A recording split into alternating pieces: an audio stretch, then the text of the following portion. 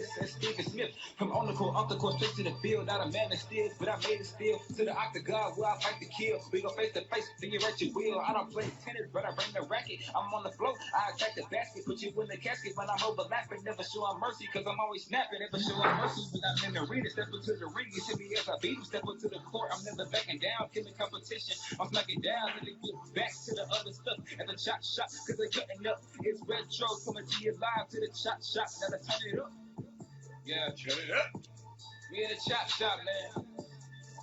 Shout out to Jim Hicks and Rob Hatter. You can catch the chop shop live from Killer 2 on Facebook Live. Let's get it.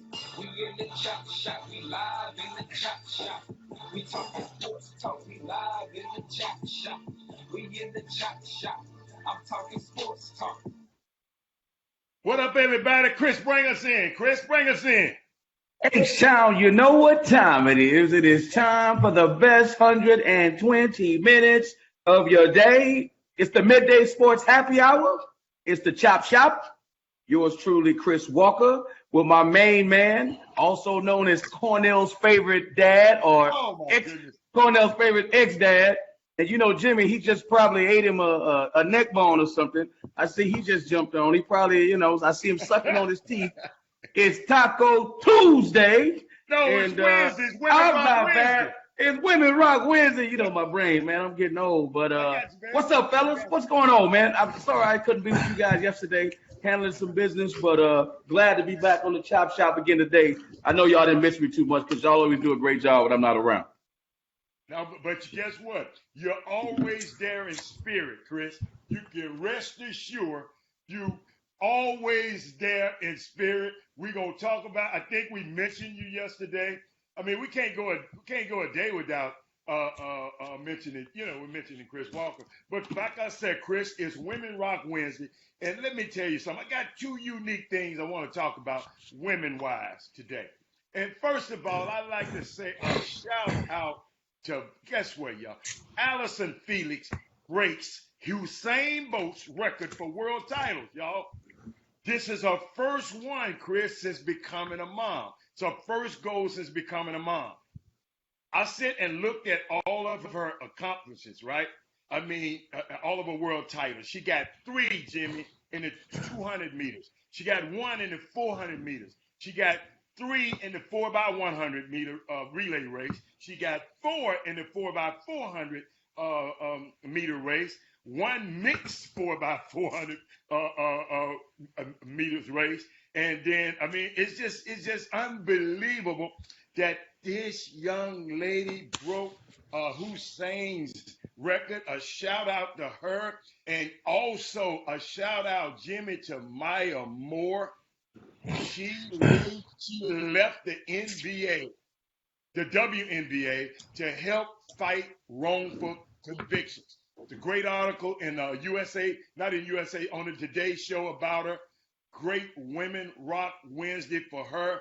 And also, Jimmy, I watched a full WNBA game last night. Jimmy, you're typing too hard. I hear your knuckles. Yeah. He look at it on sneaker. When he said that, I had to.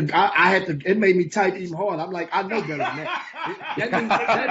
That means you saw Dayla Dawn get. You saw her go to. She got whooped last night. She got whooped last night. Jimmy, I got a niece now. You know, I ain't never had no niece. I had plenty of nephews. I love that little Courtney Williams. Chris, she talked like me. Chris, she said, y'all better get somebody out here. This girl can't guard me. This girl can. Y'all better get somebody. Jimmy, that's my women. Hatter, you have never said that in your life. You better stop it right now. Man, You're lying and the truth ain't in you. You have never said that in your life. Chris. Do we need to get Penny Hardaway back on the Chop Shop? Do we need to get Penny back on the Chop Shop? Hey, man. Hey, hold up. He couldn't guard me. Oh, my. He couldn't guard. Hold up. Hey, Jimmy, what did little Penny say? The Secret Service couldn't guard me. You understand me? But yeah. Hey, guys. Me and Hatter and I going back and forth last night. Yeah. Jimmy, we told you Hatter finally that head like a rock. Jim, that's what Robert Hatter means in the dictionary. If you open up the Webster dictionary to stubborn or head like a rock, it's gonna be a picture of Robert Hatter. We told him about this SB 206 bill. Hatter, what did you send me today? You just sent me something a minute ago. No. Don't try to chop me up. Tell me what I was stubborn about. You were saying that it wasn't a big deal. You said it wasn't a big deal. I said I'm not excited about it like y'all. Those are the words I use. I know. Hold on, man. I'm a wordsmith. I said I am not excited, and I'm still not as excited as you are. I just sent you information, but I'm still not excited. How are you not excited when they're saying the NCAA is going to turn the way the NCAA has done business for 100 years upside down, and that's not getting you excited? They don't know what they're going to do with it. Every law. Guess what I've learned? Okay. I've seen in my experience in this sports industry, I've seen a lot of stuff say it's going to happen. You know, because 25 years ago, guys been fighting for this for 25 years. You think this stuff it's just a step. And that's why I keep trying to tell you. I just don't get excited. You remember I told you the other day, the journey to a great life, it starts with little steps.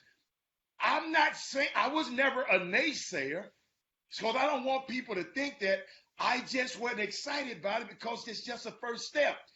I know it's going to be some more steps involved. And guess what? I got a few of those nuggets of a few steps that have to be hurdled today. Don't you think I'm not prepared? But I didn't. I'm not saying you're not prepared, but I told you. I didn't want to steal your thunder. Now you can go. But all the dominoes are falling. Every state. Let me tell you something. This has been planned for a long time, and Jimmy, the resident conspiracy theorist, this has been planned for a long time. Because it just doesn't come out of the blue. All of a sudden, Illinois, blue state, right?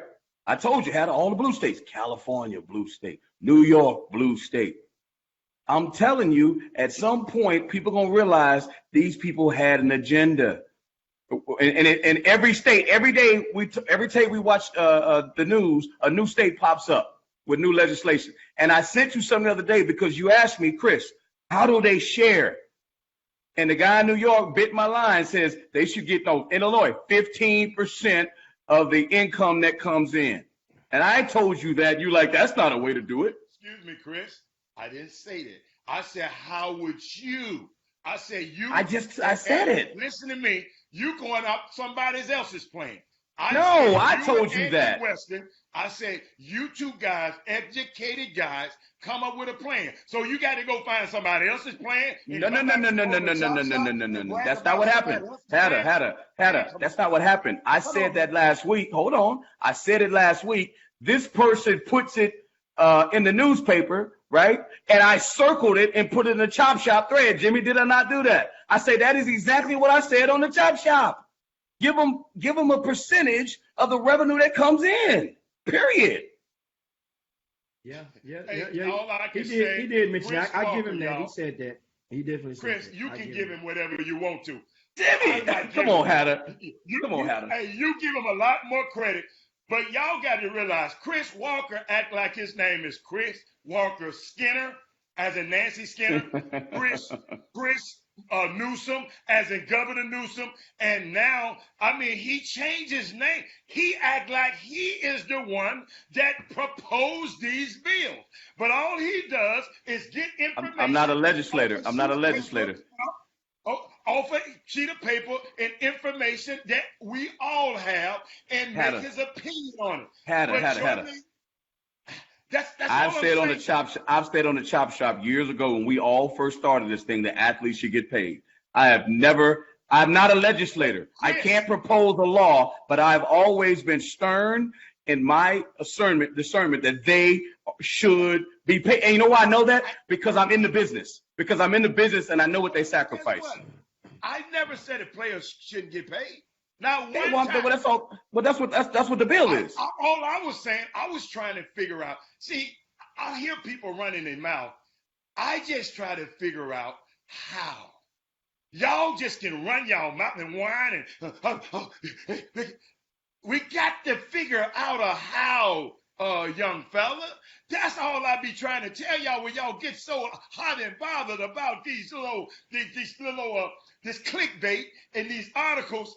Let's figure out a how. Now you just said 15%.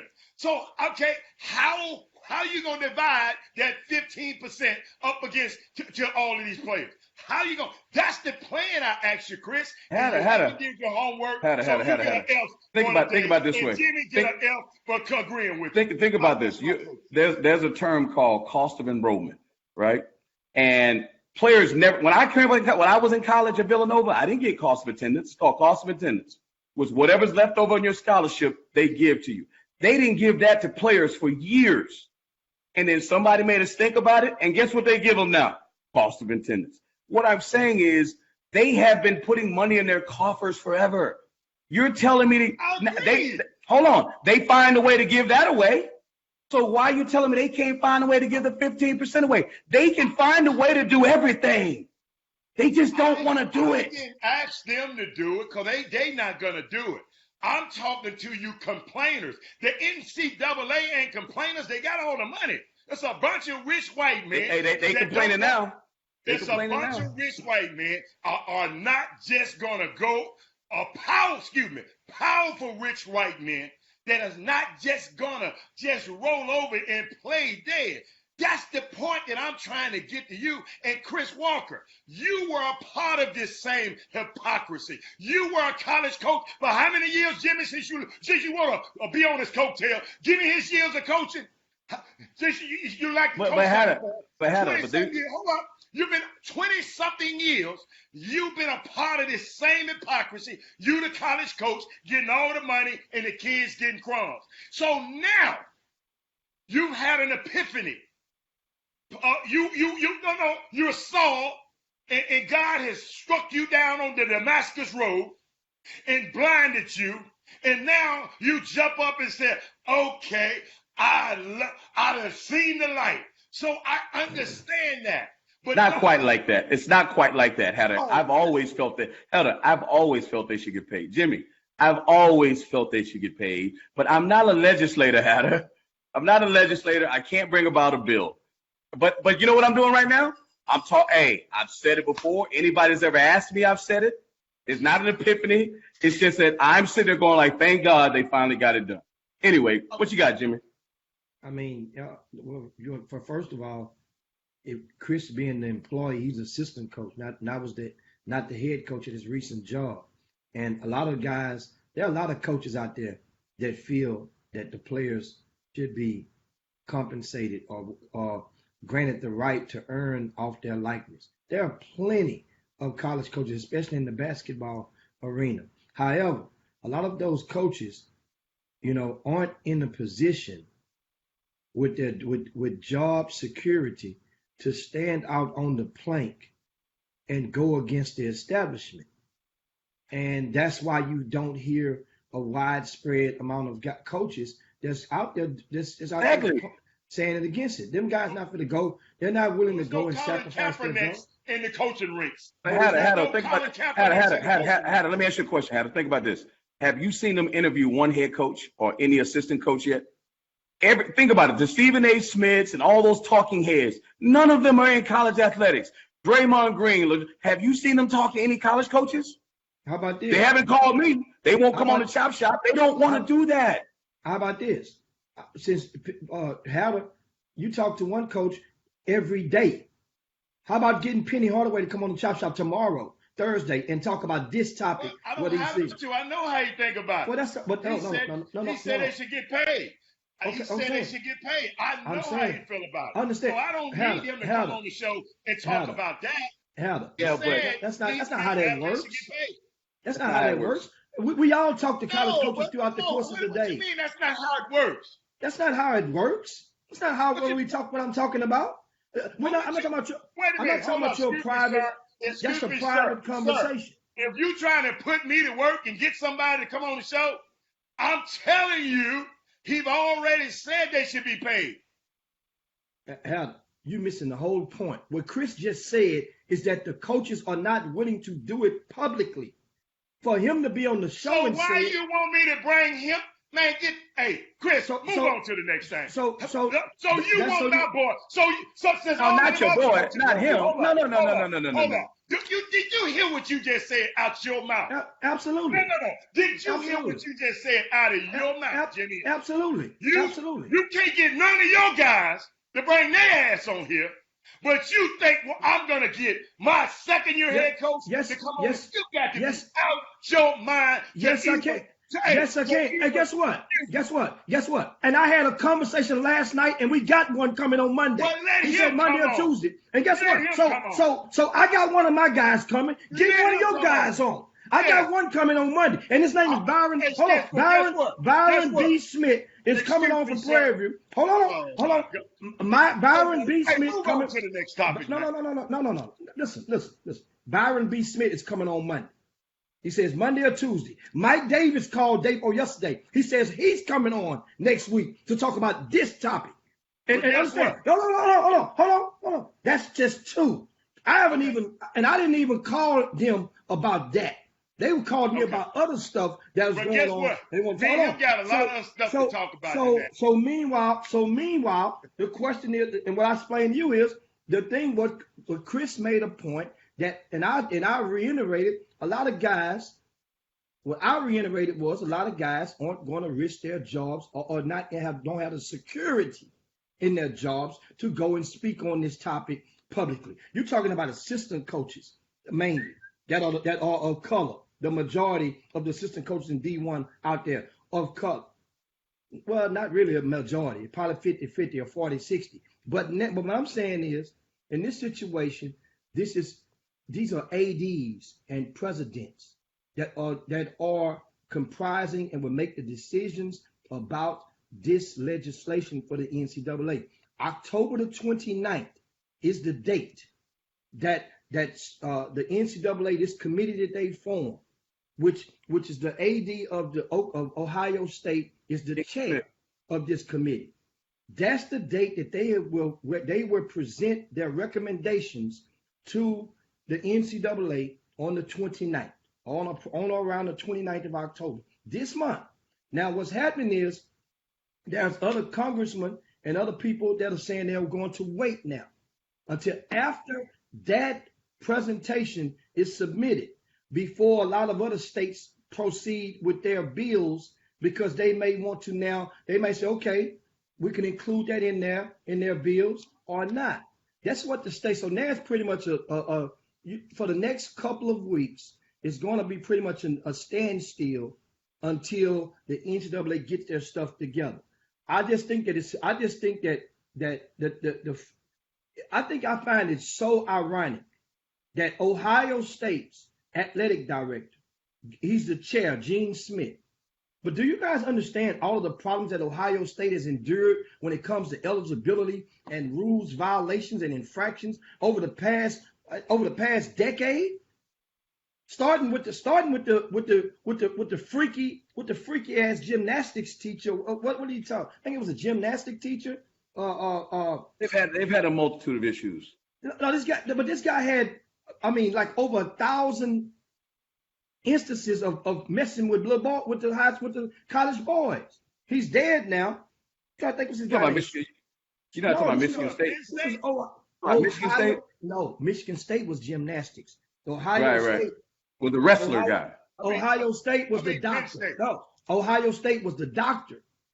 The doctor from Ohio State named Strauss. You guys can look that up while I'm talking. Just Google Strauss, like Levi Strauss. Google Strauss, and you guys get on page with me what I'm saying. This is just some new revelations about this guy. And understand, he's dead now. Okay. He's dead now, but he had over 1,000. Oh, I remember that. That's right. I remember that. Accusations of touching on boys. Gene Smith was the AD and part of this guy while he was living. Yeah, that's true. Yep. I'm telling you. So and what so now, that got to do with Gene Smith not His wanting name to is give up that money? Dr. Richard Strauss. Dr. Yeah. Strauss, Richard Strauss. But what has that got to do with Gene Smith not wanting to give up the power? No, how you get that power? That's what I'm saying. If you did, you let all this go on your watch. as an AD, Maurice Claret, the recent football coach in the situation. I mean, just going on and on. And now you get to be the chair and of course, think about the pocketbooks of Ohio State. Just think for a minute. Sure. Now, could this be, think about this. Just pay attention.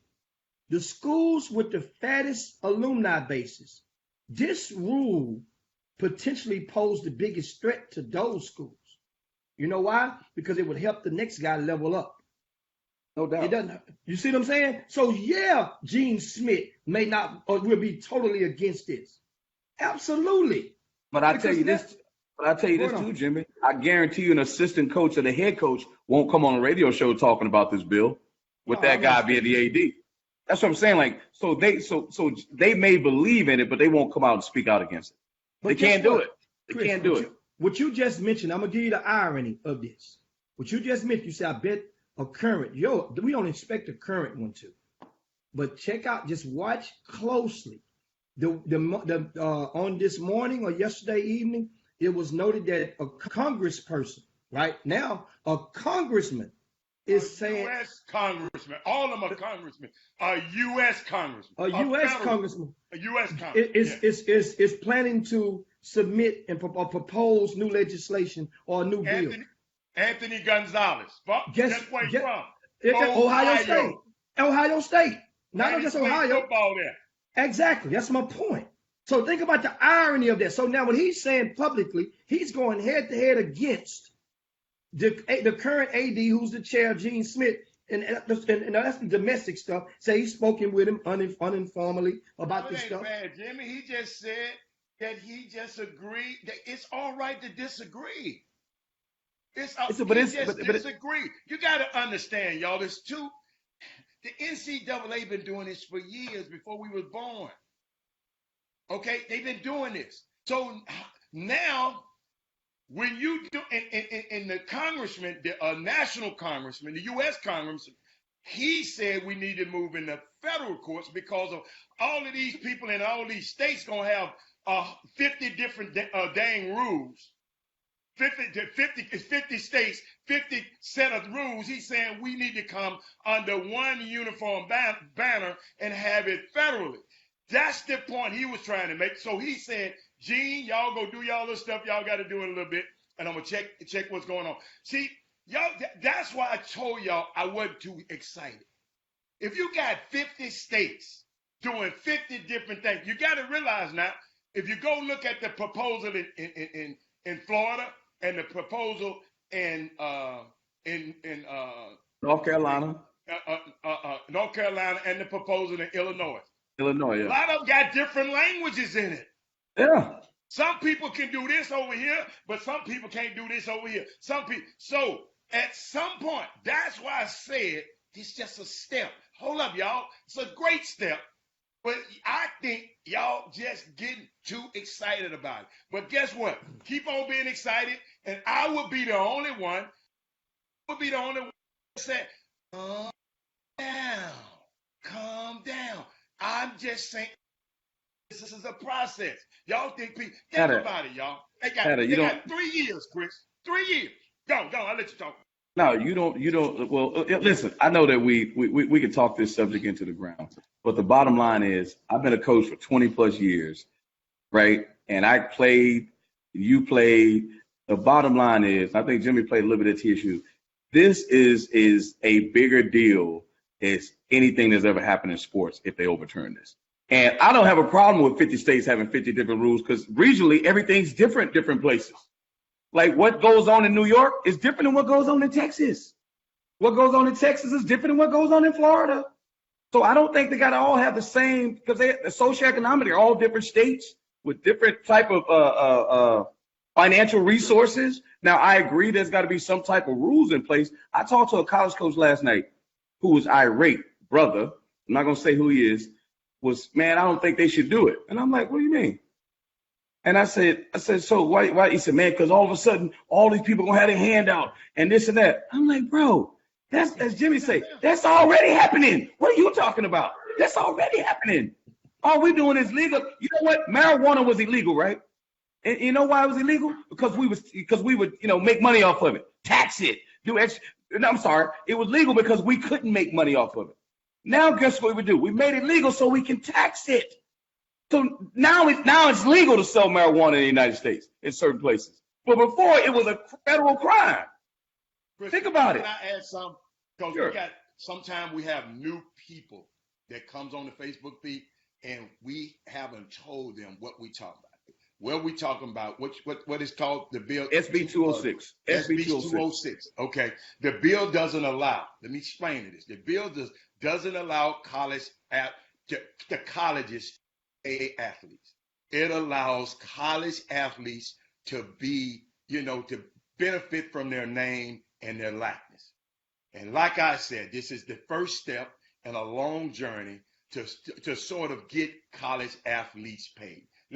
I got to keep y'all the understanding, because a lot of people just read headlines, and a lot of states are going to truly, Chris, learn about their governors in their states. Okay, a lot of states when he don't sign this bill, you got to realize some governors are not going to sign off on it. They're going to really learn that, and here's why. The members of the NCAA, the members, gets billions of dollars off the likeness of college athletes. I repeat that because I think that might go over. The NCAA, currently as it is, it gets billions of dollars off the likeness of college athletes. Mm-hmm. They have been doing this since the beginning of time. Mm-hmm. And I introduced a term. I think Jalen Rose said, indentured servitude. I think you mentioned that one time, Chris. Correct. If you think of the dollars that could have been generated by Fab Five, if they had the baggy shorts they got everybody was wearing, the black socks they was wearing, the video game, they would have had the high score in the video game. And the term Fab Five, what if those guys could have trademarked that term? Right. And I think about Penny.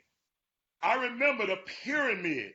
They built a 16, 17 seat arena in Memphis because of him in his exploits on the basketball court.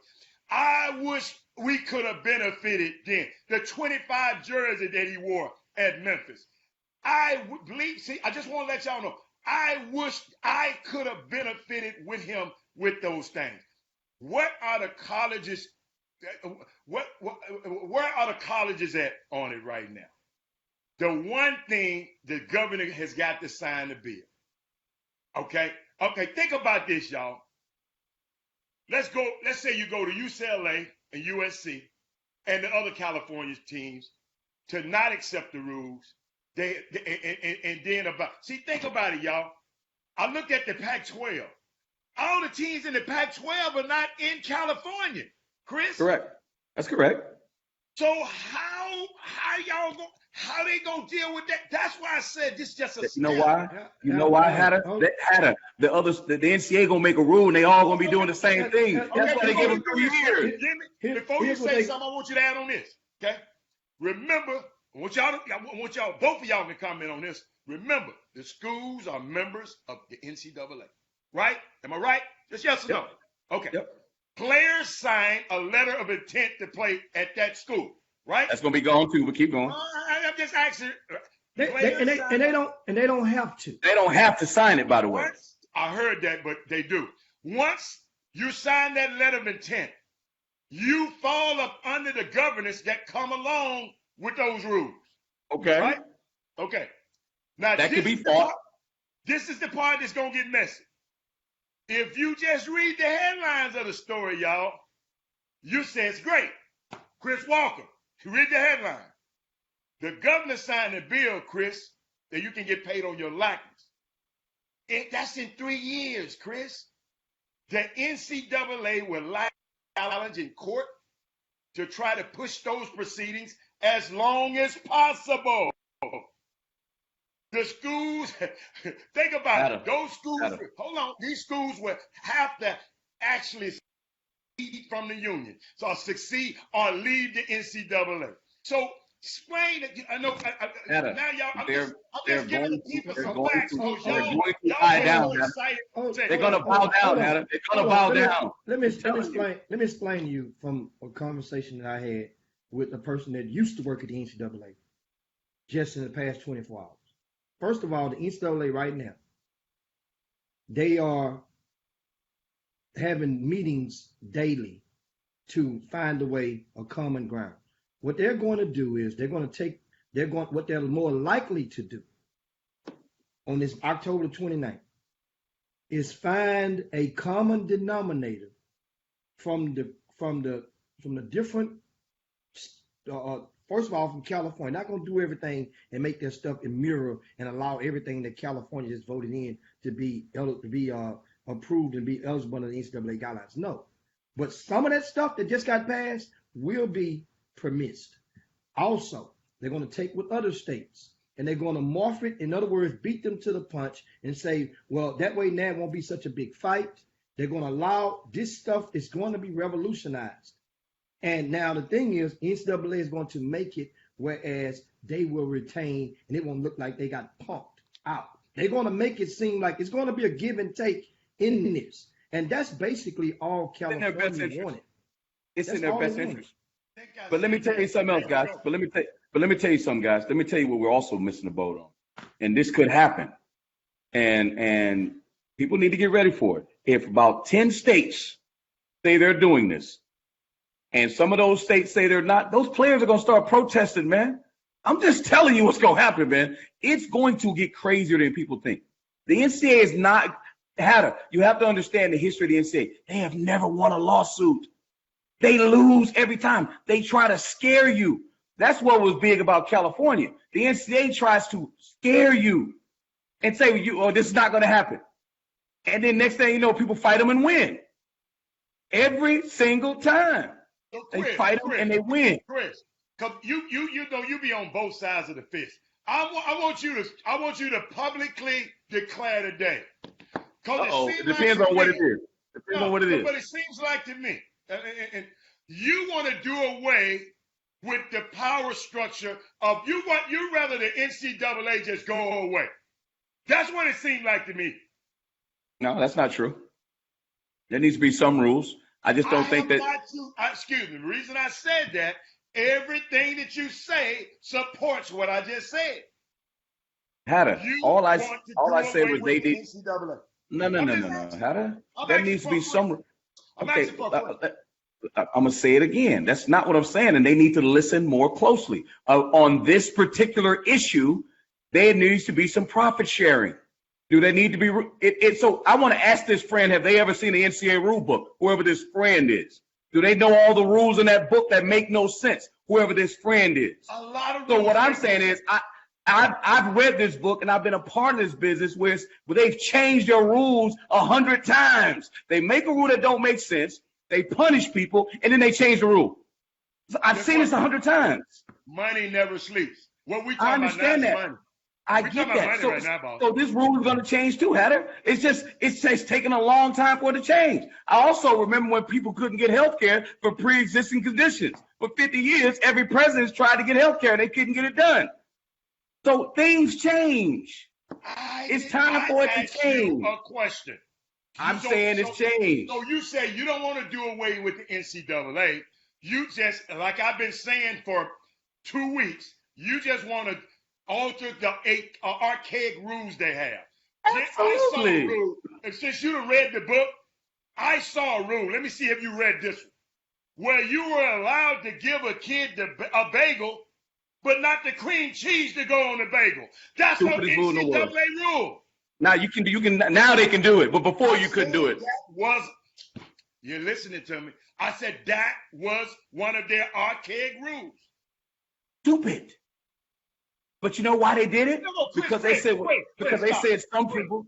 We glossed over that, Chris. Ladies and gentlemen, because he seemed to know. Ladies and gentlemen, the NCAA. I just saw this last night. I saw it 20 years ago, Hatter. Since you just saw it last night, I saw it 20 years ago. Okay, I just saw it last night. Because it ain't my job. I don't care. Well, if you don't care, then let me tell you then. because I lived it. All I'm telling you, I read last night, because you didn't bring it up. I brought it up. You didn't bring this up.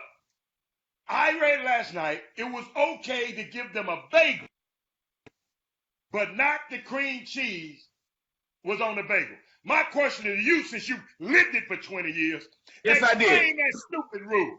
Because that's Hatter. This is what we're trying to tell you. You're not listening. What I'm telling you is that they have archaic rules, and it's because of competitive advantage. What they're saying is these same people, and stop saying the NCAA. What you have to say is athletic directors and coaches and powerful faculty athletic reps of these Power 5 schools, they're making these rules, and somebody got to come in and say, you know what? Ohio State can afford the bagel and the cream cheese. Ohio Wesleyan can only afford the bagel. So therefore, we're not going to let anybody have cream cheese. That's the dumbest thing I've ever heard in my life. That's the kind of rules they make. And I can tell you several rules that are like that make absolutely no sense. Give me another one. I remember when text messaging used to be a rule. They didn't catch up with technology. I know about 10 guys that got fired for text messages. Did Kelvin Sampson get Yes. Yes, he did. Okay. And he got a show called. And Kevin Sampson might be one of the only guys that surfaced back from it. But what I'm saying is they make rule after rule after rule, and guess what they end up doing? Changing rule after rule after rule because they don't make sense. They overgovern. Hey, Chris Skinner.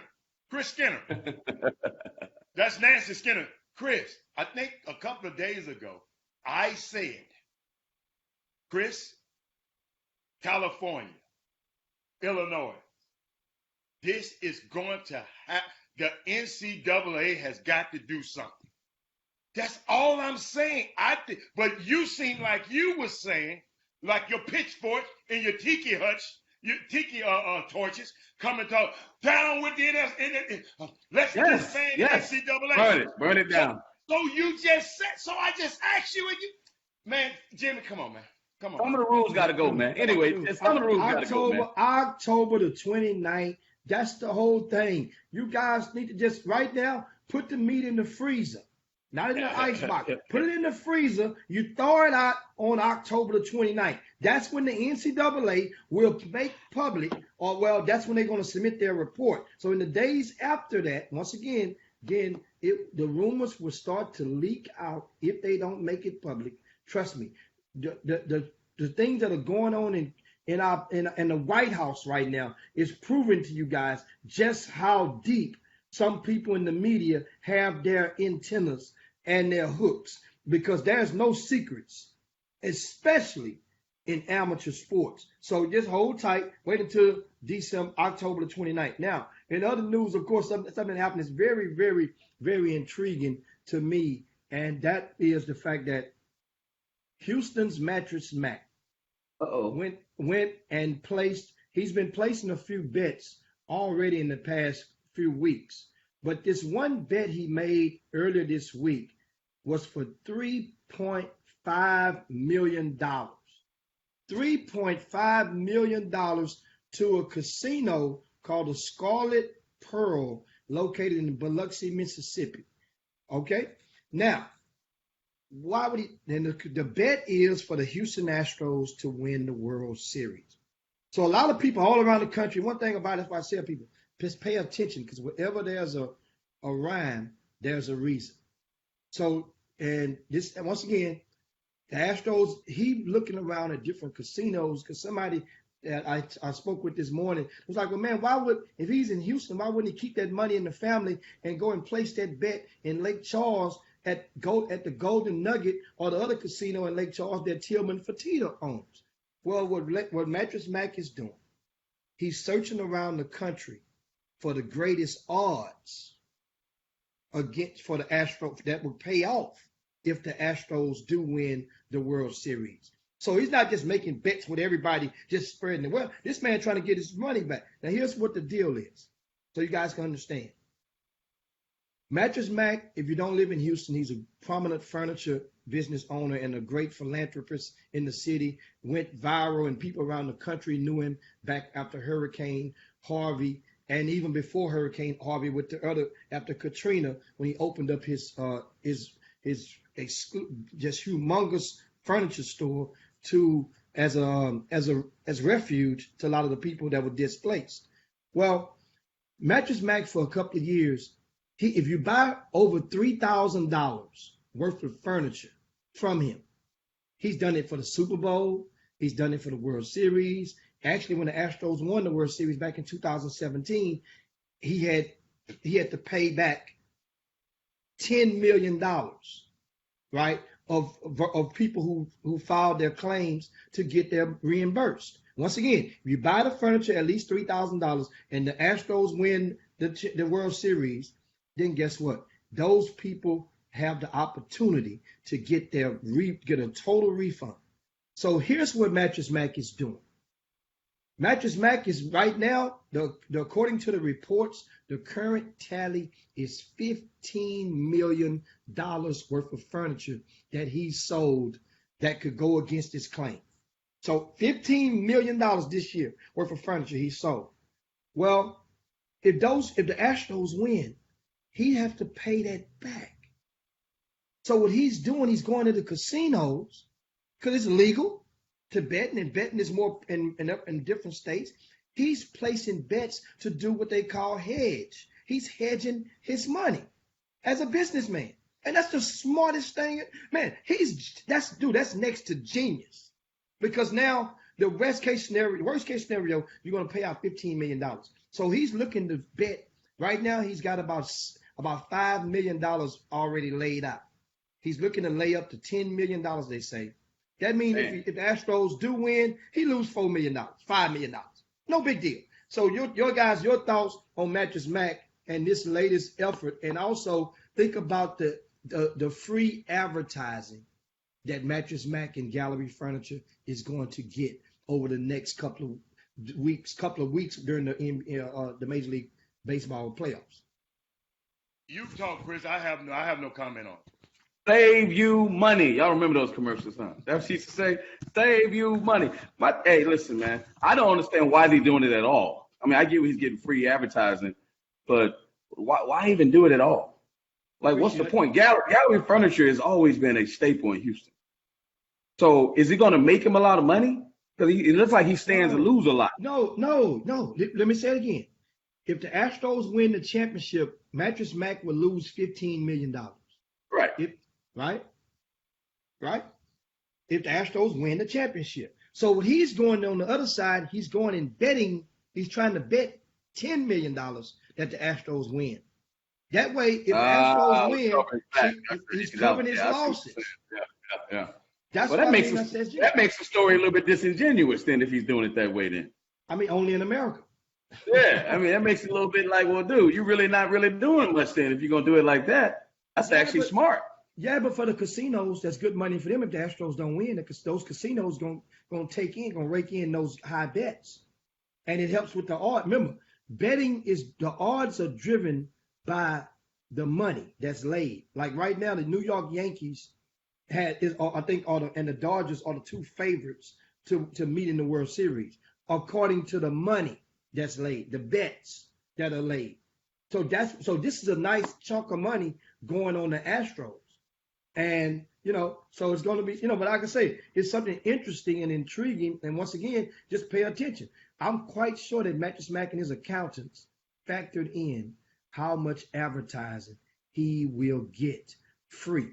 They did a quarter-page spread in the Houston Chronicle today. That spread, normally he don't have to take an ad out. They talking about him already. ESPN wrote him on the ticker for a whole hour, probably still rolling on the ticker. That's free advertising. And but when you explain it the way you explain it, people will take a shot at him if they understand the way you explain it. They'll say it's smart. They'll say something else about it. But I hear you though. I hear you. Anyway, we'll see what happens. We'll see how it unfolds. Yeah. Because I just don't understand. But I had an interesting topic, and I wanted to piggyback it off of NCAA because, I know a lot of people think this probably would happen, but I don't know if you're familiar with Josh Christopher. Yes. One of the most celebrated high school basketball players in the country. A 5-star basketball recruit from California, recently told Jamel Hill that he's planning to go to Howard this weekend this weekend for an official recruiting visit. This is news, not just because Howard is a historically black school, and it hasn't been to the NCAA tournament since 1992, but also because perhaps it signals a shift in the mentality of young black athletes. You know, a lot of people said these guys wouldn't go. A lot of people said these guys wouldn't do it. And the kid said, as he grow older, I just want to know where Josh Christopher comes from, knowing my background. You know, he comes from a family of top-tier players. He said, I'm more than just a basketball player. To be able to know my history, other than the Christopher bloodline, is really important to me. He said, I want to know people that paved the way for kids like myself. So he's going to Howard University. Josh Christopher. A lot of people on this show did never think that might happen. It's a top guy. He might not go there, but he gave him an official visit this weekend. And I can't wait. And if you go, I think the article is in the Atlantic. And Jamel Hill is writing that article. Great article. Talk about certain things. His dad said, hey, that's what my son want to do. So y'all, 5-star athlete, potential pro. He's gonna be in the NBA. One of the most celebrated players. I put it like this. I was at the EYBL.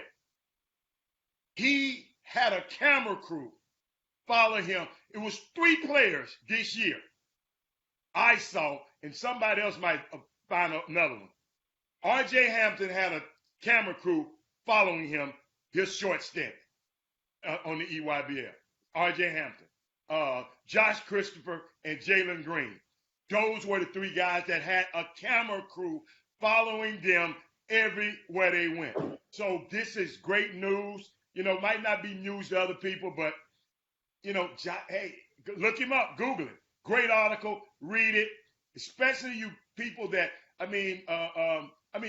please read what his daddy said. Yeah, I know his dad. I know his father. His brother went to Cal. Yeah, Okay. Brother Patrick Christopher was a great player at Cal. And I know Arizona State gave his little brother a scholarship. His older brother a scholarship. Yes, gave his older brother a scholarship because they're trying to get him. I know some other things that are intimate with that relationship. Yeah. And here's my thing. Okay. I'm not saying it can't happen, but I think, and I'll say this: forget about whether his dad is saying it, because his dad is one of those kind of dudes from LA.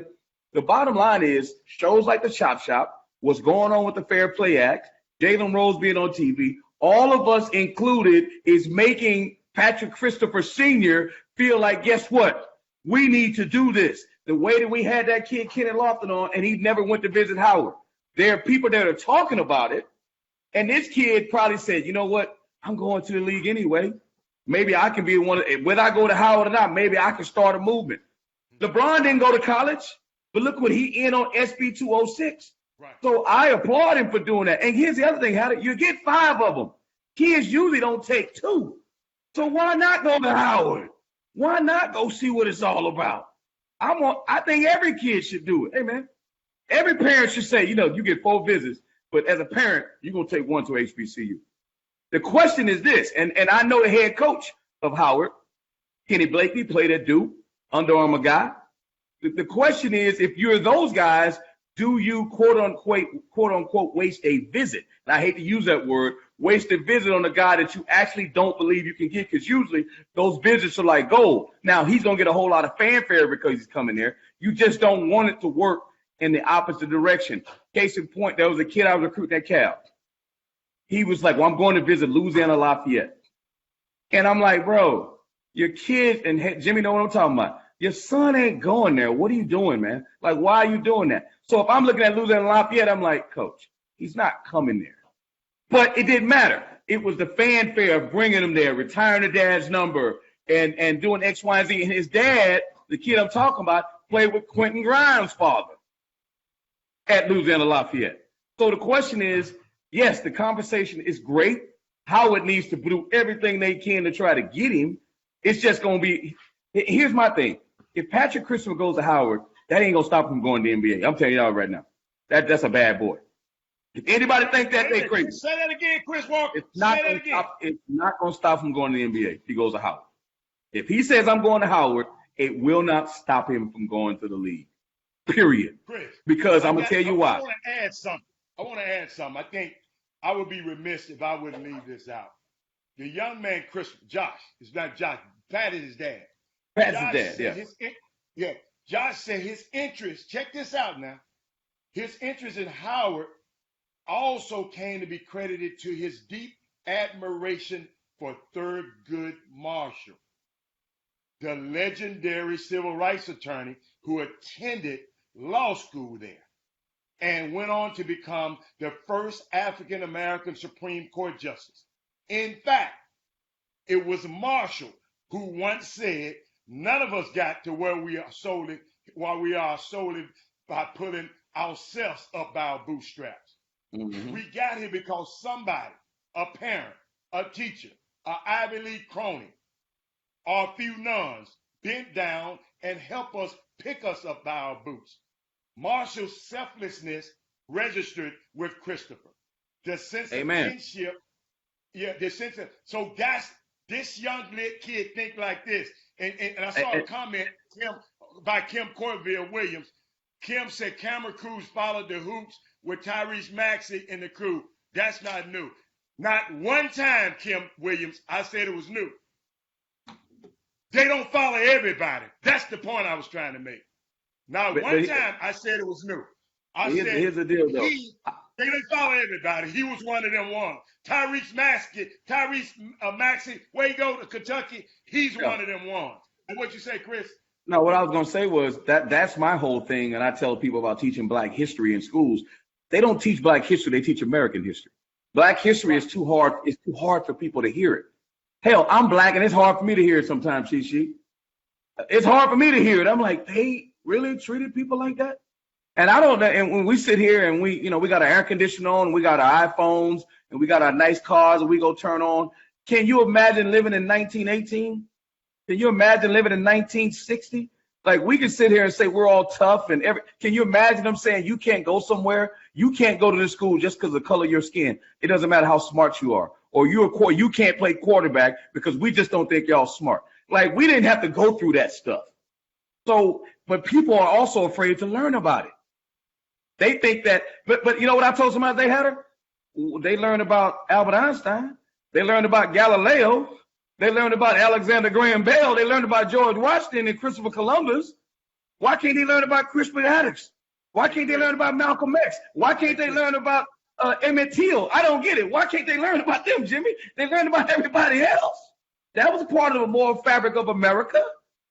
So why we are so ashamed of that when we talk about the Holocaust? Nothing wrong with talking about Hitler and the Holocaust. Nothing wrong about talking about World War II. Hey, Chris, guess who I remember?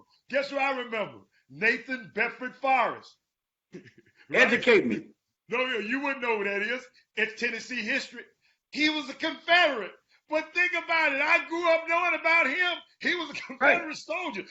Because to the schools I went to, I can still tell you who he was, a Confederate soldier. And I still know his name right now. Wow. Unbelievable. Because that's what I was talking. So let's shout the kid out, man.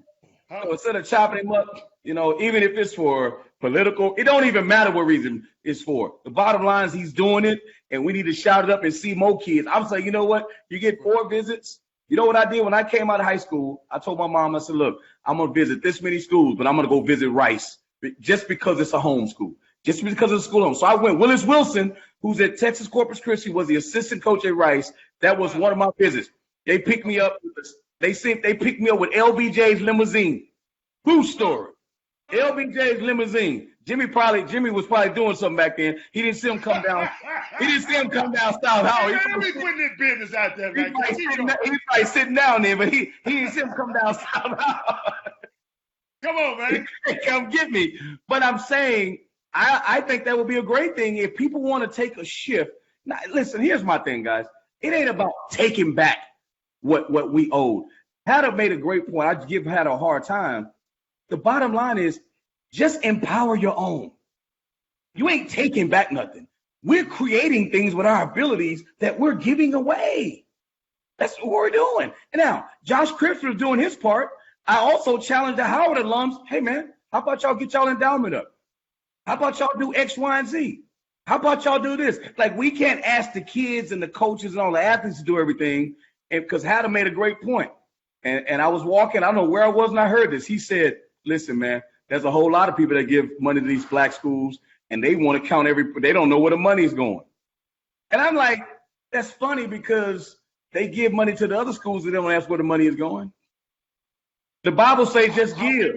How we know? You might be right. You might be right. But why is that always a situation when it comes to African American school, the HBCUs? Well, what y'all gonna do with it? What you mean? Do you ask the restaurateur, or do you ask some gaming people that you put money into, or some pizza place? Hey man, just do your part, man. Just know you can look in the mirror and you doing your part. You know what I'm saying, Chi? Because you can look in the mirror and be like, you know what, man? Like you said, Hatter, I don't know what TSU is doing the money, but I know one thing, I support them. I feel like I'm a part of the university. When they win, hey man, I don't care if they're getting this on guarantee games, the coaches getting paid this. I know I give to help those kids. Whatever they do with that money, if they're doing something like that lady at TSU was doing a couple years ago, fire her and let's get somebody in there that's good. But you can't legislate morality. Go on, Jimmy. Speaking of giving, and it's something that stems back from last week when we were talking, and that is you being the career college coach. The word booster. A lot of people, I didn't never pay attention to, but a lot of people really don't understand what the word booster constitutes, or what justifies, or what could justify any person from being identified as a booster of a university. Chris, you've dealt with boosters all your life. Yeah. And what is your interpretation of a booster? For instance, Hatter gives money to TSU, even though he did not attend TSU. Mm-hmm. Hatter is a booster of TSU, period. He's a representative of athletics interests. So he gives money to the university, therefore he becomes a booster. If you're doing anything to help that university, you could be deemed as a booster. Anything, especially monetarily. If you give them cars, you're considered a booster. So that's what I'm saying. Like, if I buy a table at an event, like they had the maroon and gray event, and I buy a table, that's a booster. You could be, because you're giving to the university. You're making a donation. Whether you're a representative of their athletic interests, right? So no, this was the school. I did this. I get it. You did it for the school, but you still are a booster. You would still fall under the guidelines of a booster. They have to do it that way, Hatter, because if they don't, all hell can break loose. That's why I'm saying, like, and you make a good point. I make light of it. Is that you got to have some rules. You can't just it can't be the Wild Wild West. First of all, it's already the Wild Wild West, and they got a couple of rules. I just don't like the fact that when it comes to paying us, all of a sudden we can't figure it out. When it comes to paying them, we can figure it out all day long. But when it comes to us getting paid, we can't figure it out. But Chris, you was one of the us's. You was a college coach. You got paid.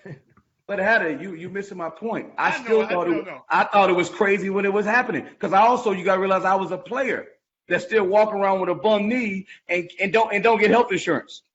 Even though I probably made Villanova X number of dollars when I played. Man, ain't nobody came to that game to see you, man. Well, I played. Listen, I'm gonna say it again. Chris, there's the Big East. Hatter, do I need to put some pictures on Facebook? There's the Big East. I got the pictures, Chris. Hey, Hatter. You done sent me enough of them. Hatter, there's the Big East and there's the real Big East. Okay? I played in the real Big East. Patrick Ewing Big East. Sherman Douglas, Georgetown Press Big East. Hey, if you send me one more picture of you and them tight shorts, and them shorts, and that hair, I'm done. Hey man, and listen, all I'm telling you is, Hatter, the rules are archaic, and they have to change. TV money what I tell everybody they need to watch? They need to watch Soul Man. I don't want your Nike boys to get mad, Hatter. They didn't watch Soul Man, Chi. Sonny Vaccaro gave us the game on how the sneaker industry changed the world, how Michael Jordan became Michael Jordan, how Nike became Nike, right? and how they infiltrated the college basketball world by starting paying college coaches. Yeah. And that's when this explosion took place. And you got to realize it was before ESPN. It was right when ESPN became prevalent. So TV money became a big deal. The NCAA used to be tape delay. The Final Four, I told everybody this, if Five Slammer Jammer was today and not back then and playing on Raycom Sports, Jimmy, it would be thought of the way the Fab Five is thought of. People just never saw him on TV. They don't remember Drexler and Dream, dudes like Alvin Franklin with that ugly free throw shot. Michael Young. They talk about Joe Young and what's his brother name? Joe and Jacob. And Jacob. They ain't nothing like the daddy was. The daddy was the number one player in the state of Texas. The people don't realize Ricky Winslow. They don't realize what U of H was. Larry Bean Mishaw, Cadillac Anderson. If that team was today, Jimmy, and we had TV like we have now, oh my God, man. Well, I mean, that's the unbelievable. That's what you just defined and just established is what happens due to a lack of exposure. During those days, remember, people liked what was convenient. They liked what they saw. Coming to Texas was a long way. A lot of those people that covered it. And that's one of the reasons why it took so many years for Guy V. Lewis to he had to die almost, or be on his deathbed to get. I got a story. I got a story about this. I got a story about that. I got a story about that. What story do you have about that? About John Wooden. It was a feud between John Wooden and Guy V. Lewis. And obviously you remember the big game where Elvin Hayes, in the Astrodome, right? The game of the century. And Guy V. Lewis was thought of to be a cheater by guess who? John Wooden. And everybody can look at this and Jim Duffer from Milby and whoever else, they'll come on the show and they'll tell you Guy V. Lewis did not get into the Hall of Fame until John Wooden died. How about that? That's how much he hated Guy V. Lewis. He did not get in the Hall of Fame until John Wooden died. That shows how much power that's true. John Wooden had. That's true. This same power, that same power structure you talking about with John Wooden, they still exist today. The NCAA, they still exist today. But they got them feds. They got them feds on them now. They got the government on them now. That's the difference. Guess what? That's a different deal. The feds ain't arrested nobody in the NCAA. Guess who they arrested? Hold on. Oh no. Guess who they arrested, Jimmy? Feds arrested who? The black dudes. Yeah, but that's how. But you're misinterpreting you're leading people down the wrong path. You as the attorney said, you're leading the witness. You're leading the witness, Hannah. You're leading the witness. Jimmy, listen, I got a question for y'all. I know we keep the show flowing, but I just got to ask this question. I'm gonna direct it at Hatter. Jimmy can ask the same thing because Jimmy gonna give it.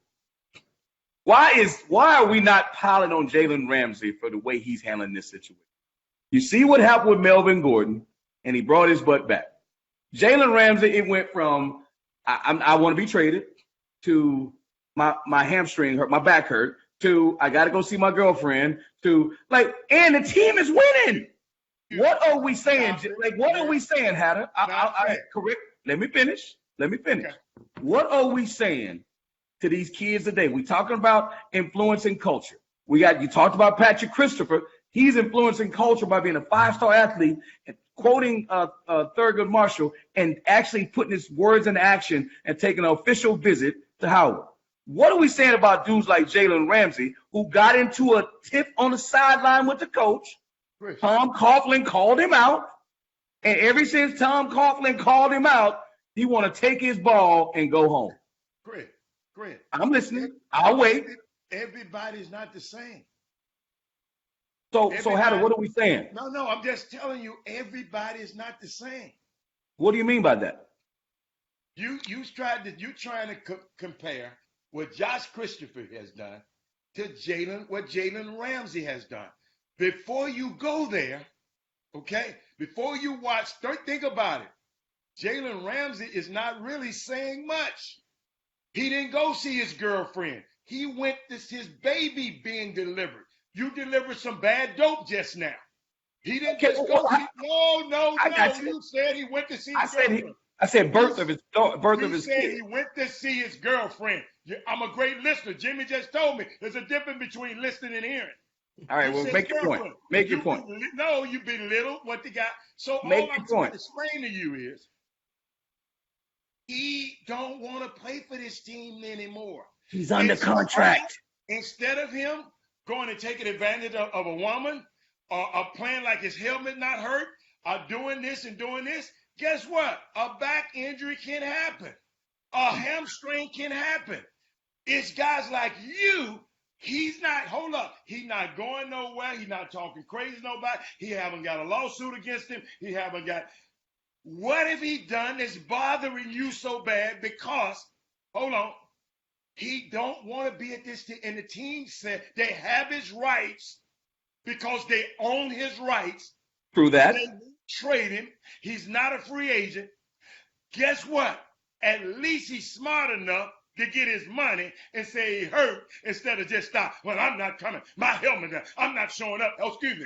Listen to what you're saying. Without showing up and getting fined, and that can cause for his bonuses to get taken care of. I think he's doing things the right way. Did you hear what you just said? It's Chris. Football ain't, well, you ain't never played this game. I didn't ask you that. We're talking about we're talking about how it looks. I'm talking about the optics. I'm not saying if I never played or not. It's not about whether I played or not. The bottom line is, excuse me. He's under contract. He's under contract. He's under contract. Nobody's talking about this other than you. It's news. What are you talking about? Every day it pops up. Jalen Ramsey. He's hurt. Jalen Ramsey is hurt. If you hurt, you can't play, Chris. Hatter, you just said he's smart about the way he's doing it. So instead of doing what you're chopping up Antonio Brown, instead of doing what Antonio Brown is, he playing hurt. That's what you just said. Chris. Come on now. You're an intelligent guy. I just gave you a great comparison between him and what Antonio Brown did. And you sit up there, I'm chopping up Antonio Brown. These guys, don't even mention these two guys in the same sentence. It's compare and contrast, Hatter. It's compare and contrast. No, but you can't mention these two guys. You're mentioning them like he doing what Antonio. No, he's not. His only recourse. Guess what? He ain't got to worry about his money. You know why? He done already played. Chris Walker, he showed up for camp. He showed up for meetings. Every one of his excuses are, what y'all call it? When the excuses agreed upon? They are excused absences. He not just not showing up. He explaining what's going on. Guess what he got to do? When his back is hurt, guess what? He's there on time to get therapy on his back. He was there on time to get therapy on his hamstring. So guess what? Antonio Brown and them other guys wouldn't even show up. So that's all I'm trying to explain to you, how this business works. Before you chop that kid there up, you got some more guys you need to chop up. That kid there is not to be chopped up. Says who? Says who? To me. All I'm saying is, chop. You're not going to get no chopping from me. I'm not going to let you chop that one. I'm going to talk to Jimmy then, since you're not going to chop him up.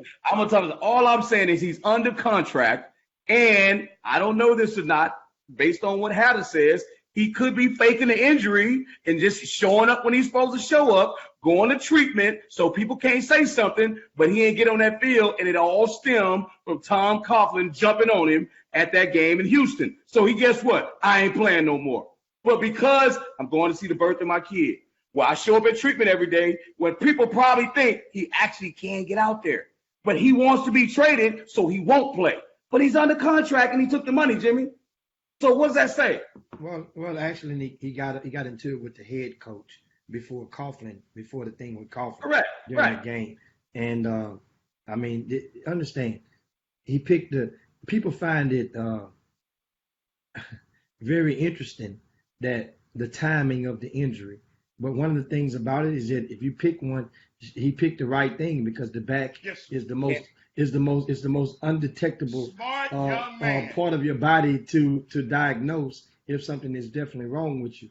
So we know what it is with this. It's just that Exactly. it is what it is. Now the But you thing don't is, chop him up. It's business, Chris. No, yeah, what I'm saying, no, what I'm saying is, Jimmy, what I'm saying is, what does it say to kids? You got to realize, man, as you said, Hatter, we're on a show that influences people. So then when a kid goes to an event and doesn't play, right? Because they hear that kind of stuff. So they're like, well, I ain't gonna play, man, because I don't want to, mess my ranking up, or I ain't gonna play because, man, screw that event, this and that. It influences these kids. I'm just telling you. You don't think You don't think it does, Jimmy? It's not the same Not thing? the same thing.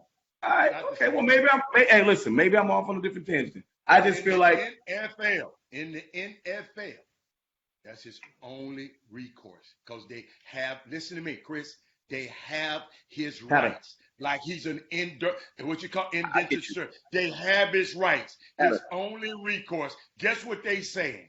I'm not going to trade you, Ninja. You mind? is he under contract? Is he under I'm contract? not going to trade you. And when your 4 years up, your 4-year rookie deal up, I can franchise you for 3 more years, so I can have you for 7 years if I want to, dude. So let me tell you something. Hold on, Chris. I'm not saying a word. I'm Sit here and listening. talk about I'm the listening. NCAA. I'm listening. No. You can't sit here and talk negative about the NCAA and then go over here to the NFL, the real good old boy. Excuse me, because the NCAA learned from them. Let me repeat that so you and Jimmy and the people in the back can hear it. The NCAA learned from them. No. Chris Walker. No. The NCAA learned from them. Them the Keep big going. dogs up there. Them the I'm little listening. dogs. Them the big there. I'm listening. That kid in football, your only recourse. He go out there and get hurt tomorrow. Guess what? Trade him. Guess what? Somebody offered him 2 first-round picks for him, and they refused. The Kansas City Chiefs. Yeah. Because they're making a point. First round, that's almost heard of. Listen, they wouldn't trade 2 first-round picks to get Tom Brady right now. Nobody. Right. Yeah, he's 42 years old. Keep well, going. understand. That boy is that one of the- valuable. And he knows his value. One of the Yeah, reasons I'm is that team is in their conference, and they're just not going to tank it and just give and help already the perennial favorite of the AFC is Kansas City. Well, besides New England, but they're not going to just enhance Kansas City like that. And after this guy, knowing, and here's one of the things that I really, that's in the back of my mind. A lot of these guys that are doing such petty things, right? And at any day now, I don't be surprised. Let's say if a guy like Antonio Brown, once his grievances has been expunged or has been heard when he goes to arbitration or whatever to get his money, do you ever think that what if he went out there and just started releasing their playbook, or we start, just tried to give intel on the plays that some of the teams run? Do you think that some of the other teams have contact? Like that everybody's close, have relationships. Somebody in the NFL is close with AB. Somebody's in the NFL is close with Ramsey. And they be, hey man, you know what, man, forget them. I'm gonna give you, hey man, tell you what, whenever this guy do this, whenever he says Omaha, then this what this means or whatever. Let me help you out, Chris. Let me help you out with that one, Jimmy. Jimmy, everybody know everybody's plays, and everybody know everybody's signals. I'm finna repeat that just in case you didn't. Everybody knows everything what everybody else gonna do. So he can give that playbook up all he want to. And guess what? It still ain't gonna work. I'm just helping you. Well, what's not gonna work? What's not gonna work? Hey, Omaha, when he said Omaha, he gonna do this. Because they change stuff all the time. They change stuff all the time. In football practice, if you go to football practice, if you have the lucky to go, they don't never do the same thing, the same game. The calls are not, he might say Omaha, but he's saying Omaha at a different time. So he you might saying say Taco Fall at a different time. He might say something. I'm just letting you know, Chris Walker, I can give Chris Walker my playbook. And Chris Walker, because I already know what Chris Walker got anyway. I got him on film. Guess what happened the other day? I'm going to help you. Who did New England play the other day? Buffalo. At the New England Patriots went off the field. So it was time in warm-ups for Buffalo to come. warm up. Do you know Bill Belichick's son, who's a coach and another coach, tried to stay out there and watch their warm-ups? And the coach for the other team came over there and said, man, get y'all behind out of here. He didn't say it like that. Get off the field. Get out of here. Go in the dressing room with your team. So it's always something like that. People prepare to be cheated on. Jimmy, that's what I want. People prepare that if somebody, Antonio Brown want to call, he done been in my team for 2 weeks. He want to call and say, when they do this, man, nah, them coaches too good for that. I'm just helping you out, just in case you didn't know. It would help in basketball. It may not help in football, Chris, but it will help in basketball. Chris, you and Joaquin know everything, every team that whoop y'all's behind was going to do. Y'all had a scout report. It was this long. It had this many you can't know everything. You can't know everything. And basketball, maybe football, you can't know everything. They have counters. You can't know everything. And no coach would say that. But I hear what you're saying, though. Because they all play with different teams. You can only do so many plays. Coaches switch teams. Like, for instance, when Detroit plays the Patriots, that guy knows everything Belichick does because he helped him. So he already knows already. But again, Belichick could have a couple counters that he doesn't know. So there can be some gamesmanship there. Jimmy, I agree. I got something for you. I got something, Jimmy. You're going to really like this. Flores, the coach for Miami, the black coach, right? He worked for Belichick last year. Don't you think he know how everybody plays? And he played, hold up. And guess what? He went to Miami in their division. Understand this. I'm saying so people understand this. I understand that being a baseball player, we have a third base coach that's relaying signals all the time. What they call an indicator. The indicator is going to change. That means I can do this all day long, but the indicator means the signal after the indicator or two signals after the indicator would be what's going to be the play.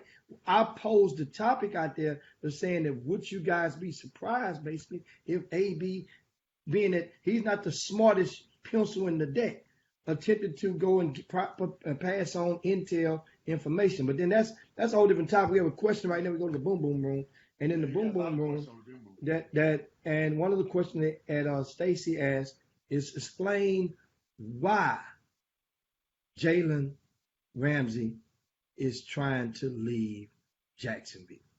That's what a lot of the listeners. Won't nobody know but him, Jason. Won't nobody know that but Jalen Ramsey. I mean, I can't explain why, but he did complain early in the preseason, Stacy, that the coach, I'm going to do the Deshaun Watson. The coach, he is one of the best lockdown one-on-one defenders in the world, or in the NFL, right? But this new coach is putting him in zone schemes not to make him look bad, in zone schemes, and he's a little bit perturbed about it. You used to playing Chris Pele basketball. You're a Syracuse, you're playing a zone all the time, and then you go over here and you got to defend every time, one man to man. So he was not having, and the team was struggling, and he wasn't having success. So he just complained about it, which all stars do. But y'all didn't hear about it. He didn't take his helmet down and throw it down. It's just some stuff I happen to know. He didn't do it tandem. That's why I'm getting on Chris about whining about this kid. So all he doing, and it came to a head where him and the coach got into it. I learned a long time ago when coaching, and Chris, I don't know if you do this. In those competitive atmospheres like that, coach, this kid was sitting on the bench. Keep your ass up there. Excuse me, Lord. I said I wasn't going to curse today. Keep your behind up there and coach the rest of your players. He came back to the defensive backs bench and came down there messing with Jalen Ramsey. Chris Walker. Jalen Ramsey didn't go up where the coach usually stand and bother him. He's the head coach. He the head coach, but he brought his butt back there. The boy already mad. Something had just happened. And come back there talking crazy to this boy. And guess what I noticed, though, Chris, that you probably didn't even look at? The guys on the team didn't grab Jalen. They grabbed the coach and took his behind away. Go back and research that, Mr. Chris. So what does that got? What's your point? The coach evidently came over there saying something out of pocket. The boy do you know what he said? Do you know what he said? No, the kid was sitting down, minding his business. The coach came back there. How do you know? Right. This the head coach. Usually, hold up, Jimmy. Usually, the position coach come back there and talk to the player. This the head coach, Mr. Chris Walker. I want you to open your mind. I know you don't want to be wrong, but open your mind on this one. The head coach came back there bothering this kid, and they bothering. He's the head coach. Let your coaches coach. Hold up, you the head coach. It's a game, Chris. It's a game still going on. Yeah, he's still a head coach, man. He's still a head coach. I'm sorry. He should be able to go back and say something. Let's say it's basketball. Okay. And I coach the guards, and the kid make a mistake. You the head coach. You can't go yell at the kid. Like I'm the one. I only can say something to him. Come on, man. He's a head coach. I'm not saying he was right or wrong. Right there, he was not the one that should have took his butt back there and messed with that kid. You would never say that about Bill Belichick. In the press conference, kid didn't throw the guy under the bus. He said, man, that's something me and Coach talked about it.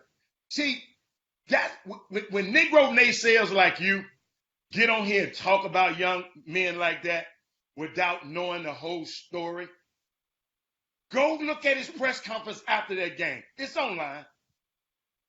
The kid has been handling himself with class. Just because, what if his back is hurt? Because every play in the NFL, you might get hurt.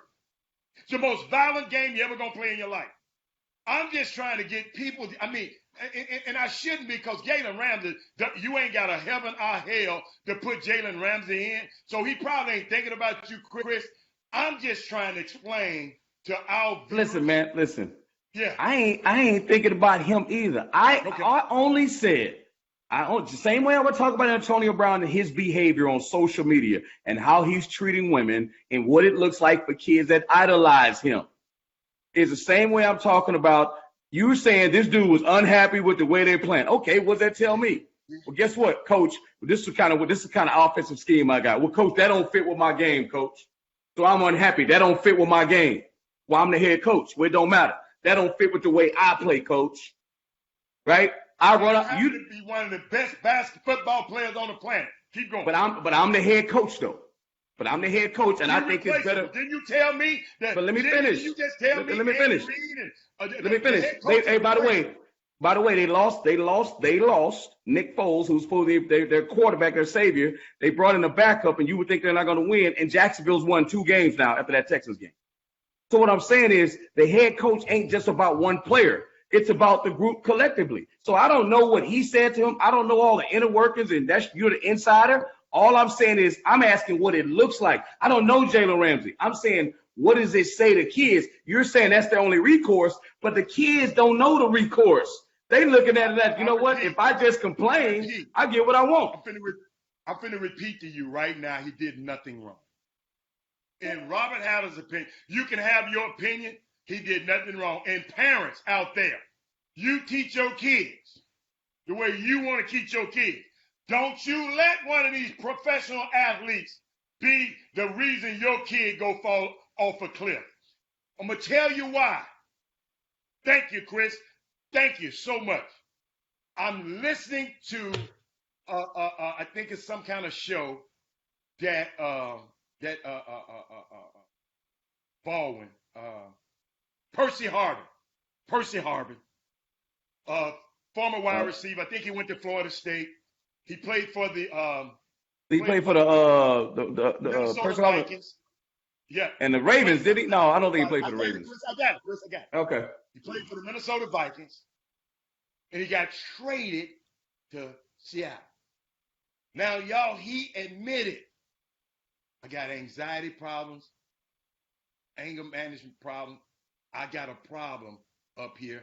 I took medicine, Zolax, took all of this kind of stuff.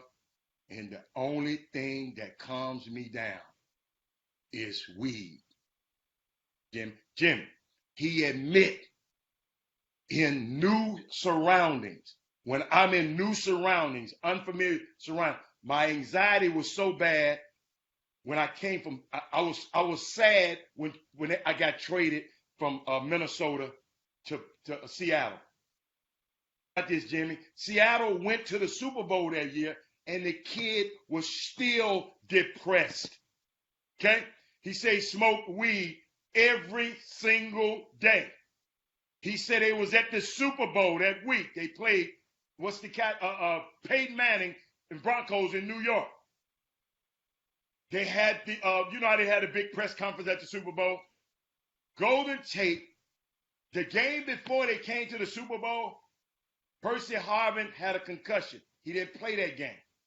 So during the Super Bowl, they asked the players and asked Golden Tate, what do you think about getting your big gun back? Y'all gonna need these guns to come back and help. Y'all gonna need these big guns to come back and help you against Peyton Manning. Golden State says, shoot, we won without him. We won without him. It ain't no big deal if he come and play. Do you know that guy confronted that man and whooped his behind in the dressing room the day before the Super Bowl? You don't know what I'm trying to bring around, Chris Walker. You don't know what's going on in these guys' life, man. This man said he whooped it this the day before the Super Bowl. You know they have to take the team picture, everybody. They said the team picture was so tense that day, they didn't know if it was going to even happen, the team Super Bowl picture. They wind up winning because guess what? In the warm-ups, guess when they made up, Jimmy? During the warm-ups, Beast Mode came to him and said, hey, man, y'all got to get this thing right. In the warm-ups before the Super Bowl, those are the kind of things that happen in these people's lives, Chris Walker. And I know you ain't trying to give them. I know you're going to have your opinion. I'm not telling you not to have your opinion. But Jalen Ramsey, you don't know what he's going through down there. That's all I'm trying to say. You do not know. In football, this kid said he was high every single day, every game he played, he was high. He admitted it. It's him talking.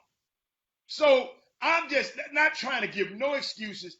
I'm just saying you never know what's going on in these people's life. That's why you try to be kind to everybody. Everybody going through a battle. One of the things when we go to the Boomer Room is understand, and the NFL, who legally,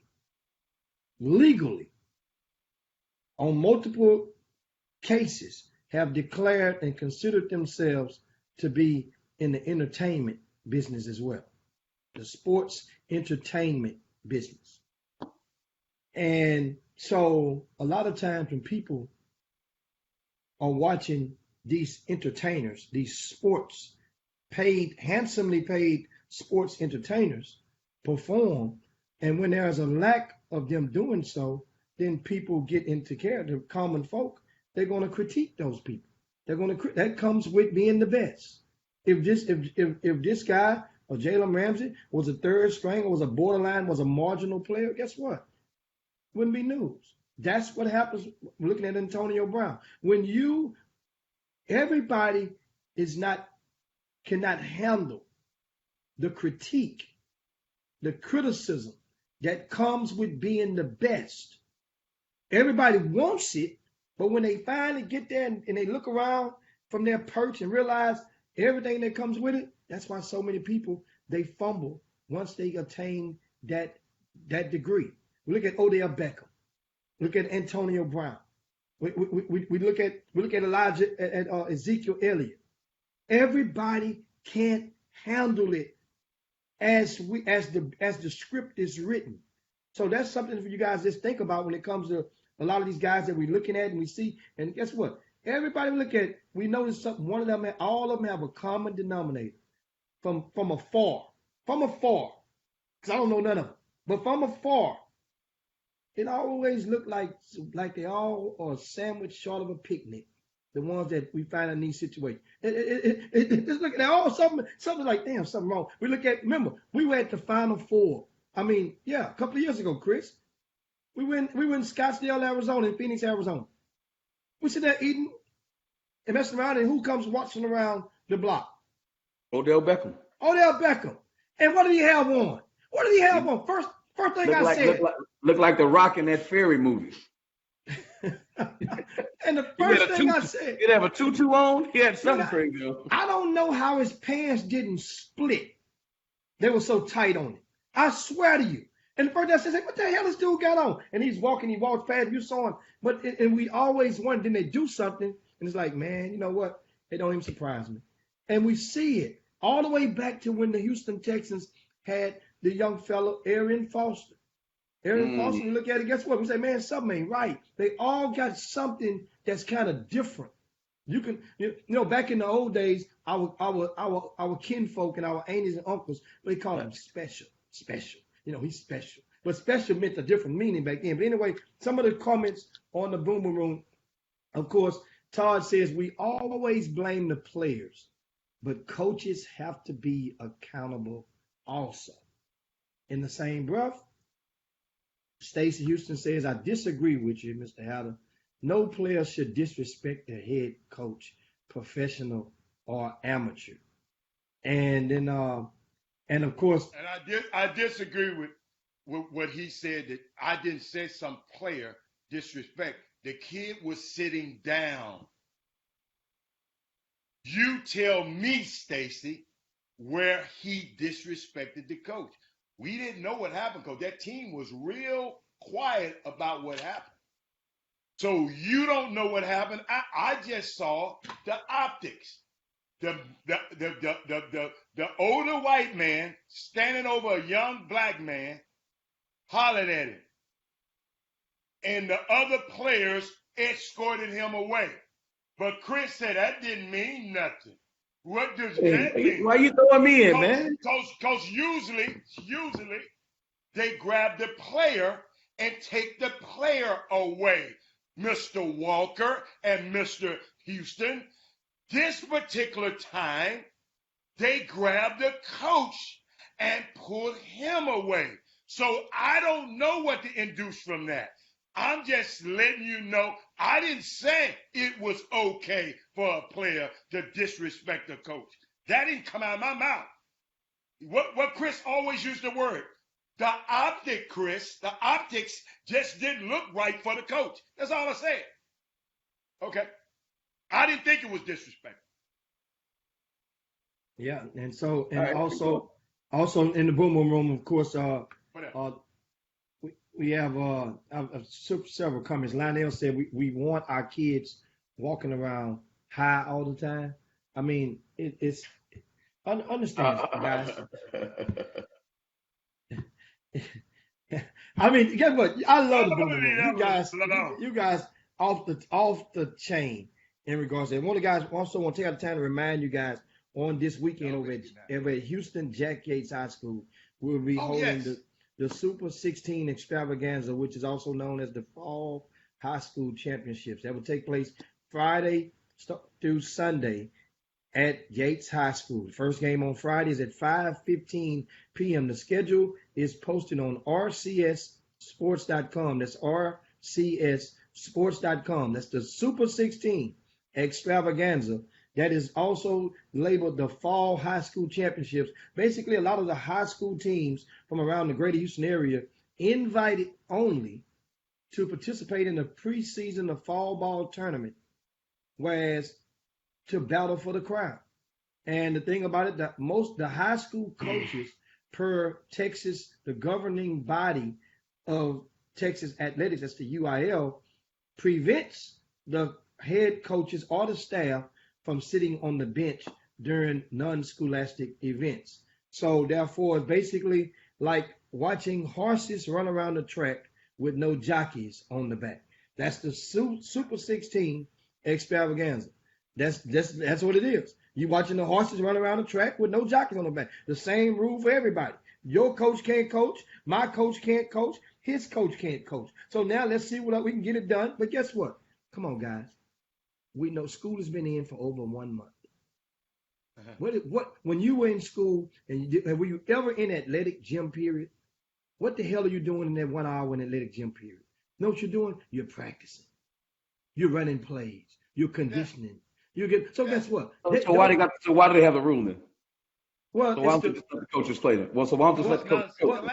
Well, the rule is nothing to do with school. Well, the rule is because the coaches would then require and request to get paid more on their stipend because now you're making the coach become obligated to be there.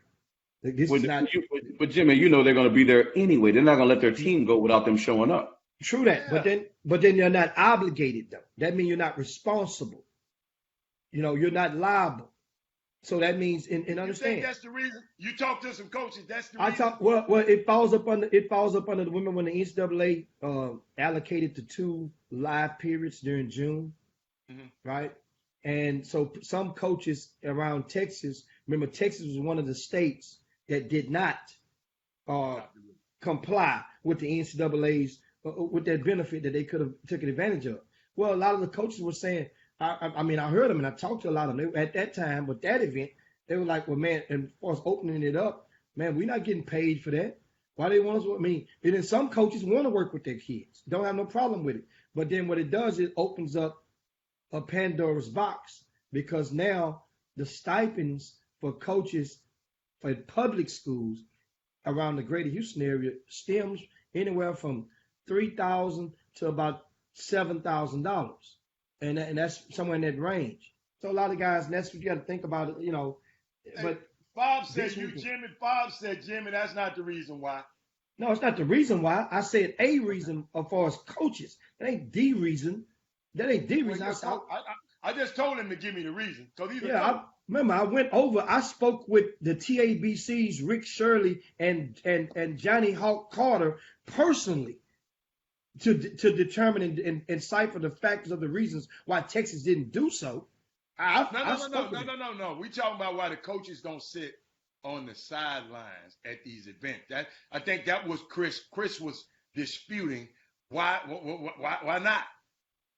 Well, I would think since it's a non-scholastic. That was the key word to me. Yes, it's not non-scholastic. That means that's like them not sitting on the bench. Not sitting on the bench during summer basketball. Not sitting on the bench. You can't coach your own. The rules prevent them from coaching their own kids. Right?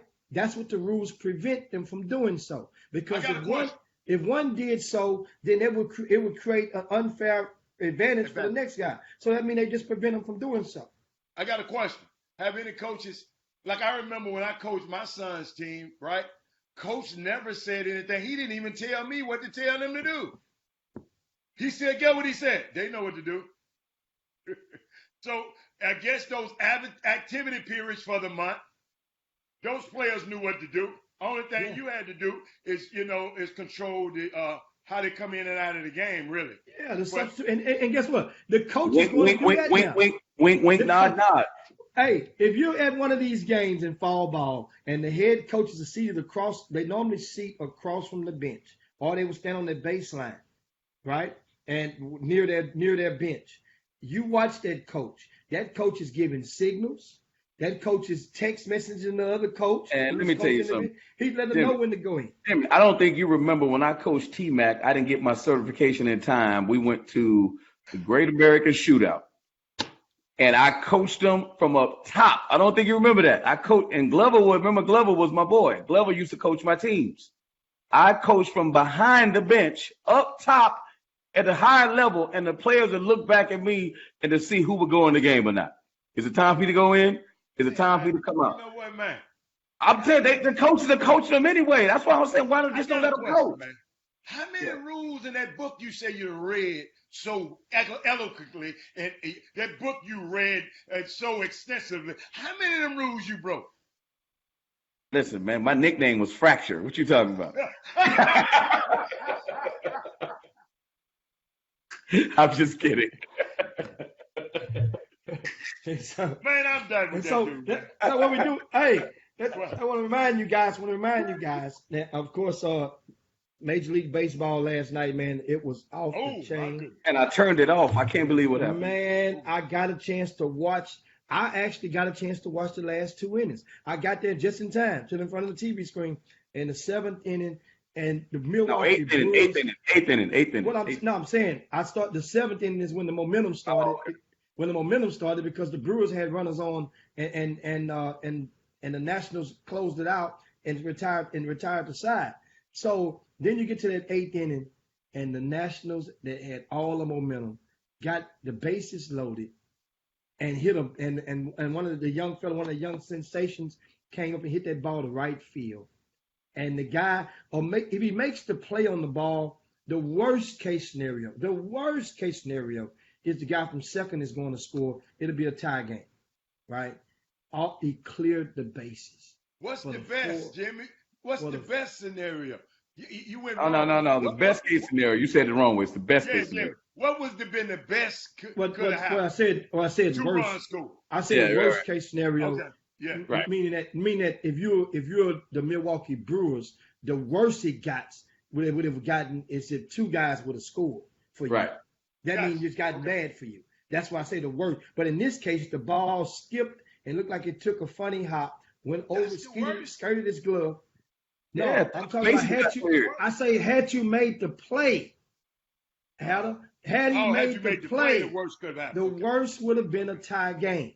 Okay. Right. He did not make the play. The ball skidded over his glove, and all 3 runs scored, which eventually gave the Nationals the 4-3 win after closing out the 9th inning. Now, one of the things about it, I like this Nationals team.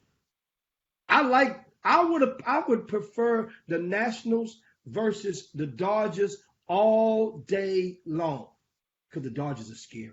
I'm not gonna lie. The Dodgers scary. The Astros beat the Dodgers in the World Series 2 years ago in 2017, and those guys want the Astros bad.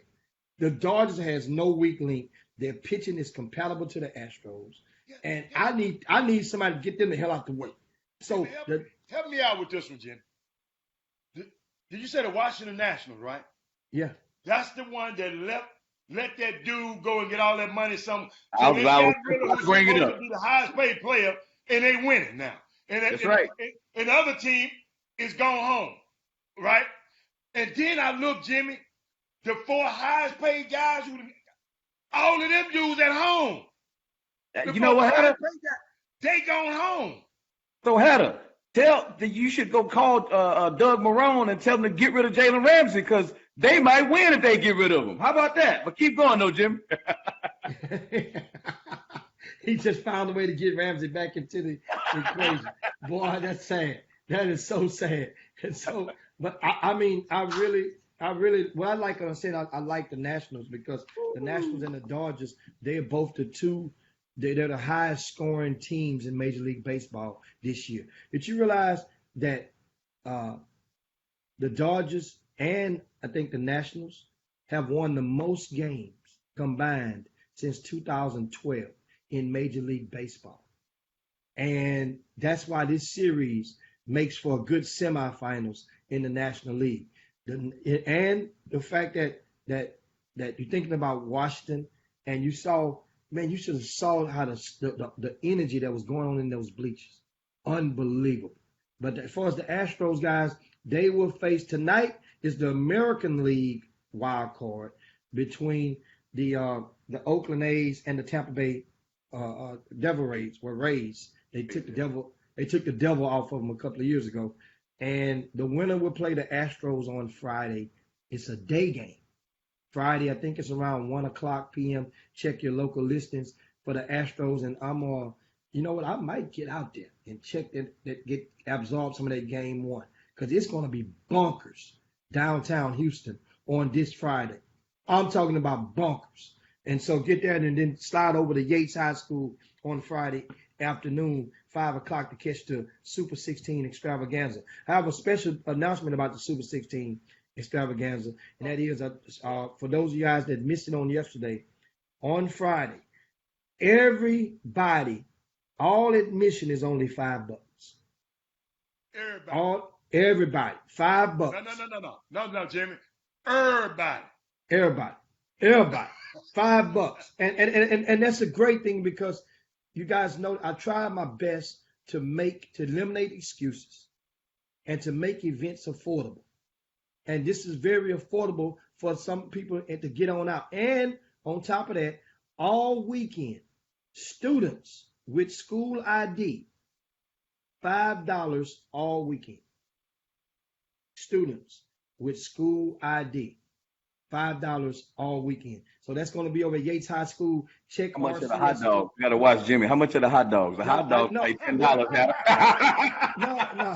You don't say water probably $5. Jimmy, do we need concessions? You gonna have concessions? Here's what I do with those events. I let the school keep 100% of the concessions. I was just kidding. I don't do crock pots. So you guys know, so therefore I don't do popcorn machines. I don't have time for that. Now, when I'm over with, bag it up, let's move it out. I ain't got time to clean up your microwave, none of that. So whenever I do events at a high school, 99% of the time, I will allow that program to man and operate and keep every penny that they earn from their concession sales. And that's what I'm doing with Jack Yates. That way it serves as a somewhat fundraiser. And that's why a lot of times I explain to people, all you got to do is just pay attention. Pay attention. If people, I say it all the time, when it comes to running events, people say, what constitutes to a great event? Hell, cost should fund account into it. If an event is cost effective, and if everything is running on time, right? If the product that you're paying your ticket to see is a good product, those are the 3 common elements of running a good event. Do me a favor, Jimmy. Can anybody tweet that out for me? Somebody tweet that out or IG that out. $5. Dude, $5. Hey, Jimmy. And the next day, I saw where you said the kids, high school kids with ID, with student ID, they get in for the rest of the week for $5. Is that right? $5. Is that right? Each day. $5. Each day. And then I heard the little bitty ones, how big? What's the little bitty ones? The drop-off age for the little bitty ones? Oh, anything 6 and under. 6 and under. Under 6 or something like that is free. Do they have to bring a birth certificate, Jimmy? No, man, no. I don't take all what about that little girl who did Odyssey? Come on. No, Mom, I'm 8.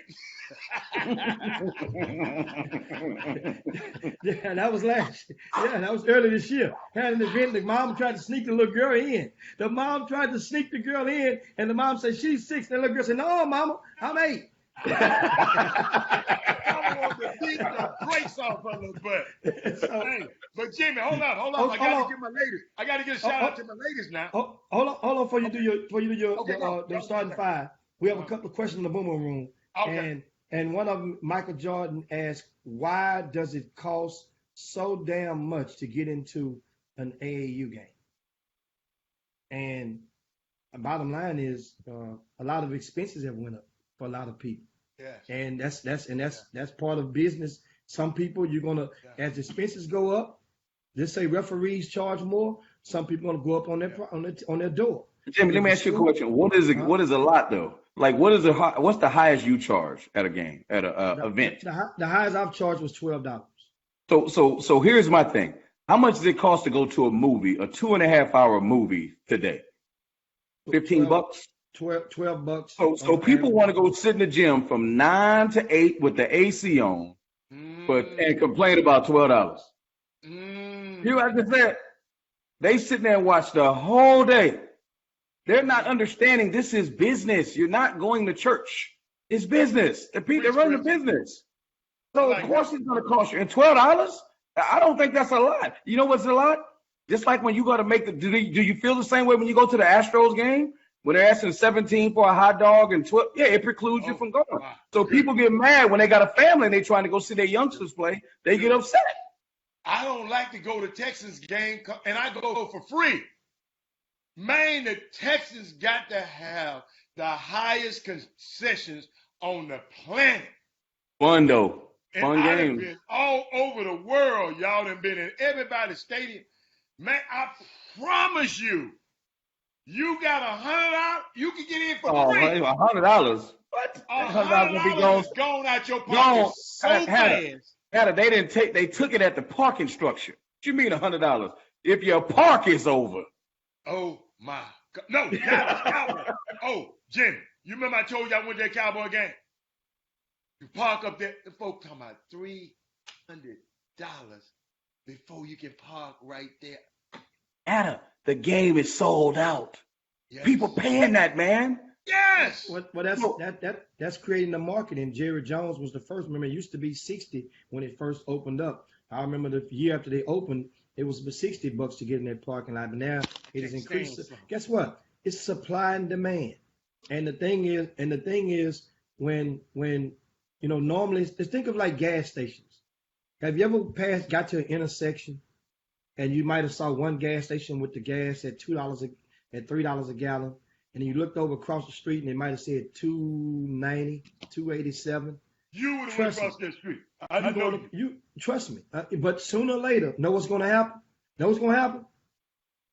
Either the one that's $2.87 going to run out of gas, or the one that's $2.90 to $3 going to bring their damn prices down. That's what happens in competition and free enterprise. Sooner or later, one's going to cave in. I got a question. Is there, because I think Angie just said, is there a weekend pass available? Not because of the up and down structures of it, a weekend pass. Yeah, not at this one. I do weekend passes often, but not at this one because of the fact that you wouldn't know how to price Friday. Yes, okay, I got it. And then you're doing a weekend pass for 2 days. That's kind of that's too much, going on. So that's why, understand now. And at the same time, a lot of teams won't even advance to Sunday. So really, I'm saving a lot of the parents by not giving a weekend pass. Now, if you want to, I could, because I'll turn into the casino, and then you come up on Friday or Saturday morning. Don't do it like that. No, I'm just explaining to them. And then they're going to say, well, yeah, my team going to make it to Sunday. You're going to buy a weekend pass, and your team get knocked out on Saturday evening. You ain't going to come back. So I keep the spread. Jimmy, you know what you need to do? One day, you need to open up your coffers and come on the Chop Shop and explain to them all the expenses of what it takes to run an event. If you tell them everything it takes to run an event, no one ever asks, why do you have to pay to get in?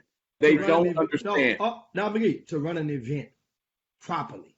Correct. They don't understand. They just don't understand. It's a reason why, it's a reason why they're paying for that stuff. You just got to educate them. Like we always say, we got to educate them. They'll be like, oh, I see why you're charging that. I say, look, I want you to put yourself in my shoes and run an event and tell me what you would charge. You gonna make it free? Come on now. You know what? No, that's a good point. And you know what? I'm one of those owners that I have zero problem. And people already know it. And y'all, you both of you guys know. I open my books up to you anytime and show you. Because know why? I don't want to see your books. No. I don't have no problem doing it. Because first and foremost, I'm not the guy who advertised that I'm doing it for your kids. See, I ain't the guy that's hiding behind that. There you go chopping somebody. There you go. I'm gonna take a drink too. No. You talking about? I've never been that guy. That's the whole thing. So people say, well, man, you love. No. I love the communities out there. I love to help and give back. Hold on. But at the same time, not doing this for the kids. Not first and foremost. Jimmy, my non-playing golf opponent has spoken. Brian Jolivet. Oh my God! I can't wait to get y'all three. Y'all three on the golf course. I swear the king of Spain. The king of Spain. That's what he said. Correct, Jimmy, to run a first-class event with top-notch facilities. have a top-notch event. Good point. Good point. Top-notch, because yeah, I'm going to leave that alone. No, it makes sense.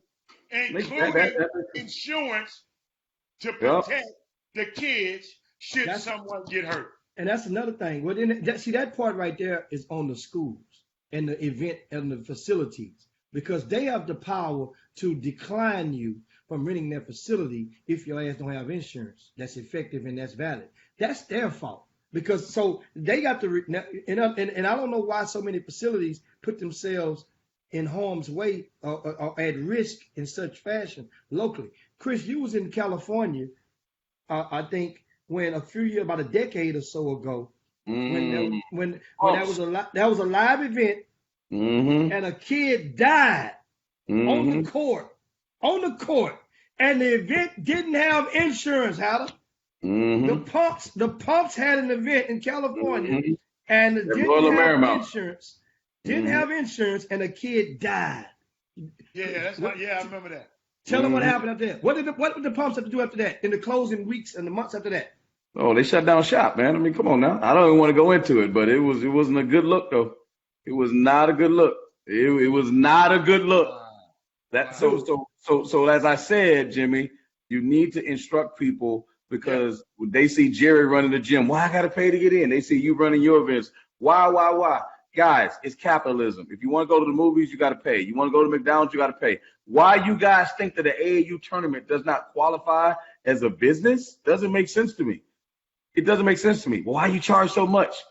Dude, what are you talking about? That's about to be 10 games and 4 gyms. How much you want to pay? How much you want to pay? $2? You really have to come, though, do you have to come? I agree. That's the other thing. Well, I explained that to him, and we can go into it more tomorrow. Let me talk about my girls. Hold on. Let me talk about my girls first. Jimmy, hold on 1 second. Angie Holcomb, Regina Broussard, Wendy Johnson, Kim Maxie Roy, and Michelle Phillips are the Women Rock Wednesday starting 5. Now you can talk whatever you want to talk. I got to get my girls. Parents have the primary power. And determining and solving or fighting back against rising prices or admission prices at a lot of the events. How? I say it again. Parents, you have the first line of initial power. You know why? Because especially if you're the parents, I say as a blanket, but especially if you're a parent of a kid that matters, that has power on that team, and one of the best. In other words, if you're a parent of one of the best players on the team. Okay. If you tell the coach, we ain't going that event no more, and all 3 of y'all on the 3-way, and y'all or send an email in succession, or y'all on the group text, Coach, we not going there. If you going there, our baby's staying at home. Chris, you the summer coach. What you gonna do? What you gonna do? I'm gonna pay their way to get in the tournaments. I'm gonna pay their way. I'm just saying, but that's gonna be a fight back. My baby ain't going. Listen, my bet. I'm not gonna say out loud with some people that I did it, but I've known some coaches to make sure that people have wristbands. That's all I'm saying. I got 3-4 wristbands for you. Hey, guess what, Chris? And we'll eliminate the excuses. Michael Jordan said to rebut what you said. Michael Jordan on the Facebook feed said, Chris, is the average attendee staying to watch the entire event or just their kid? It doesn't matter. You're paying to walk into the building. So as a college coach, you said they can stay all day. They have the option. They have the option because usually the kid plays more than 1 game in a day. They have the option to stay all day, or they have the option, as you mentioned earlier, not to go if they don't like it. Well, guess where I'll be with my $5.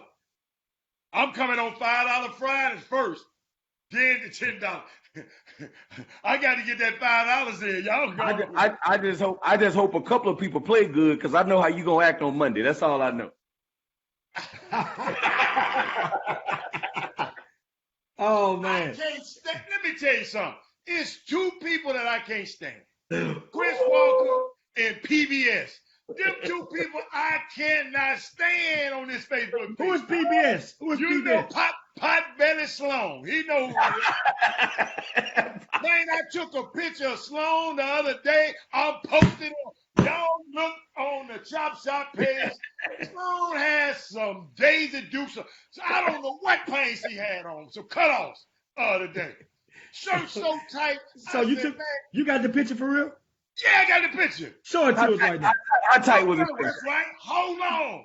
Show it to us right now. How tight was his shirt, Hatter? Did he look like he Hey, belonged? boy.